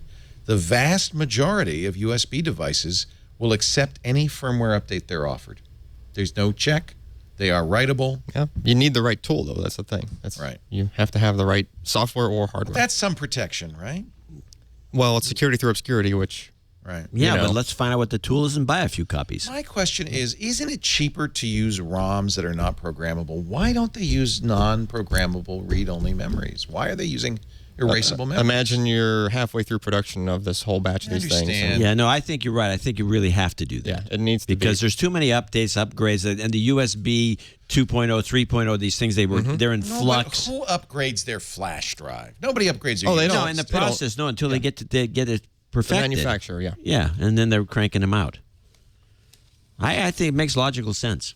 Well, we're screwed. Yeah, well, that's what I said. So DVD, writable DVD. Do we not DVD? We no longer use USB keys? Is that the... Let's go back to CD-ROMs. I don't think that's going to happen. Oh, I don't know. I use them. Let's quickly see... we had a good week. I want to cheer people up. What? Let's just see a little bit of the fun that you missed because you weren't here this week. What? On Twit. It's called Ask. Previously on Twit. Tech News Today. The OkCupid online dating site bragged in a blog post yesterday that, quote, we experiment on human beings. It's saying that it experiments on its users all the time by saying, hey, this isn't something that's actually rare. If you're a person who's on the internet who uses websites, everyone is constantly trying to use its data to kind of run experiments on you. All about Android. What was supposed to be Samsung's first Tizen smartphone has been delayed indefinitely, according to reports, with signals many to speculate whether Tizen on a smartphone will in fact ever happen. Read it up. The title of this is Little Girl is Devastated that her baby brother must grow up. Before you buy. That looks like a rear view mirror. It does. It is the Papago GoSafe 260. While you're looking at the mirror, it's looking at the world outside. That is true. Is this saving it all? It saves it all of the time. Hey, get that Slurpee. Marketing Mavericks. How important is it, though, to sell individual songs versus this big release of a new album? Most people buy singles, not albums, and we're aware of that, and yet we wanted to make an album, so there you go. Twit. Bring your brain. We'll do the rest. Here we go in the car wash to get rid of the slushy. Okay, good. Well, it was important. So, again, program note Monday, we will be talking to Kevin Rose on Triangulation, 11 a.m. Pacific, 2 p.m. Eastern Time, 1800 UTC. That'll be a good show tomorrow on Twit. One last story, a super, super breakthrough. This one, I believe. Stanford is going to triple your battery life. A lithium anode battery that might give electric vehicles 300-mile driving range, triple a cell phone's effective life. Wouldn't this be good news? It would be huge news, and I think it's going to make, if it's true, and I assume it is, and assuming that the technology can be brought down to a small size pretty quickly, it's going to be really important for the entire wearable proposition. Because one of the problems with wearables is that you have to recharge them every night or every couple of nights, and that's just annoying when you talk about something that you want to wear on your body. So I think it's huge. Of course, USA Today doing the deep research. They found a 92-year-old professor of materials science at the University of Texas named Goodenough, who said, well, it might be expensive. It's always expensive. Actually, John Goodenough, he's not just anybody. He invented lithium ion. Well, there you go. Now, and I'm in agreement with the chat room here. Another battery promise. They're about 2 a week. These types of reports are a dime a dozen. Remember supercapacitors? That was... that was going to be, But I still think these technologies exist. They just haven't been able to make them work. Whoever's in the car with the supercapacitor if something goes wrong. Usually the big one. Just boom. As USA Today fried. said, Supercapacitors exist. Yeah. I have a electric... drill, right? It's a screwdriver. Cordless drill. Yeah. It'll charge in seconds, 30 seconds. It's like amazing. So it exists. And you know what, John? Guess what? A tank full of gas can explode and blow up the driver as well. Yeah. Anything with enough energy to power a 2-ton piece of metal at 60 miles an hour is going to have some kill capacity. Well, and wasn't lithium ion really expensive and a little bit crazy at first? It was. It was at first. Well, then where is this supercapacitor commercially except in your little drill? Someday. Well, my drill's not a bad thing to have it in. I don't know. Can you imagine how much electricity has to be stored in a supercap in a car to get the same equivalency that you have of a gasoline engine? The promise of supercapacitors is they charge almost, right away, very fast. So and they self-discharge as the catch. So if you left your car well, sitting there's another catch. You can't just plug them into the wall at 120 volts and supercharge it. You have to have quite a lot of voltage and amperage in there. A lot of watts. to do that in 30 You seconds. got to charge it a certain way. Yeah. Anyway, I hope we have better batteries, don't you? It'll happen. Really? It has to. There are a lot of people thinking about it right now. 10 years from now, you think all of us are just going to be only on the same old lithium Let's ion? end with this, because somebody called me on the radio show today and said, the next 15 years, I'm thinking about getting into technology. What is the technology that you would do now that will be the next big thing? And I said, it's pretty hard. If you thought 15 years ago, if you'd asked me 15 years ago and I were smart, I might have said, well, you should write a chat app because you could make $6 billion when you sell it to Facebook. What would you say 15 years from now? Is it battery technology? Solar charging? Is it renewable energy in general? Renewable energy, sure. Yeah. I also think smart things with voice. I mentioned voice. I think the ability to talk to anything is important. Yeah. I think if kids want to get involved with something, go into MEMS. Just that's kind the of future. Before nanotech, microelectronic machinery. You were the guy who explained MEMS to me. I did. Yeah. Yes. I had never heard of them, and apparently they're everywhere. These are They're not molecular size, but they're very, very small. Right. The Kindle is an example. The Kindle has MEMS. Well, that's how that works. That's what electronic ink is MEMS. Yeah, it's MEMS. Interesting. It's actually physically there. Is an Etch-a-Sketch made of MEMS? I think that if it was electronic, you put a little battery in there, and there would be. You could have an electronic Etch-a-Sketch. Yeah. I have one on my desk at work, and that thing gets so much playtime. The Etch-a-Sketch. I have it on the far side of my desk, and people just pick it up. Really? Wouldn't it be cool? You could have it be a screen. It's the original iPad. Did somebody build that? Yeah. All right, friends. This has been a fun show, but we, as with all good things, must call it a day. Did I do everything, Chad? I did. I didn't mention the T-shirt. Teespring.com/twit. TEESPRING. We do these T-shirts for 30 days only because we want to create some sort of perceived value, some sort of crazy demand that wouldn't exist otherwise. I think that's wise. It's a psychological trick. I admit it. I'm the first to admit it. Huh. But it's also true that in 30 days, you will never be able to get this T-shirt again. This is the commemorative It's going to be a T-shirt. huge disappointment for people. You wouldn't believe how many people. Is that the one you finally chose? Yeah. What do you think? Looks good. I kind of like the steampunk one. Well, we own it. We'll do another one. I liked it too. Because it's weird. This was close. And I'm sorry I used that word. This one won by 30 votes. It was very good with thousands of votes. This one only by 30 votes. So it was close. Well, so what came in second? Do you know what came in second, Lisa? I don't remember. It probably wasn't steampunk. I don't think a lot of people. No, steampunk was losing, I think. It was the lowest. Anyway, you can get it right now. It benefits the Brick House. It is our commemorative third anniversary shirt. We have it in a variety of colors and sizes. Well, 2, black and white. Two's a variety. That's a variety. and a variety of genders, too, as well, male and female. And it's we've sold 421 towards our goal of 300. So I think we're well on our way. But if you want it, you just need to lose a few. Waste no time. Teespring.com/TWIT. Why do I spell twit? Of all the things that I just said, that's the easiest one. Teespring is TEE, like T-shirt. Mark, it's great to see you. Thank you for being here, coming all the way up. My pleasure. Mark Milian's at Bloomberg Business Week, where he covers international business, right? Bloomberg.com/global tech. Global tech. So this China story is right up your alley. Yeah, we've been hammering away on that one. That's really. I kind of wonder. How do you resolve this when you get in this? And it's very hard for we didn't talk about. We probably should have. The judge who says Microsoft has to give up information on an Irish server, the U.S. judge, that has a huge global impact too. Where a Canadian judge did something similar, where these judges are making judgments in a nation that then reaches out into another nation. It's a big problem. Microsoft fought that one, but lost. It's good to have you. Appreciate your being here. Allyn Malventano, never been on Twit before. You did a yeoman job. Actually, you did the job of a Navy chief. Thank you.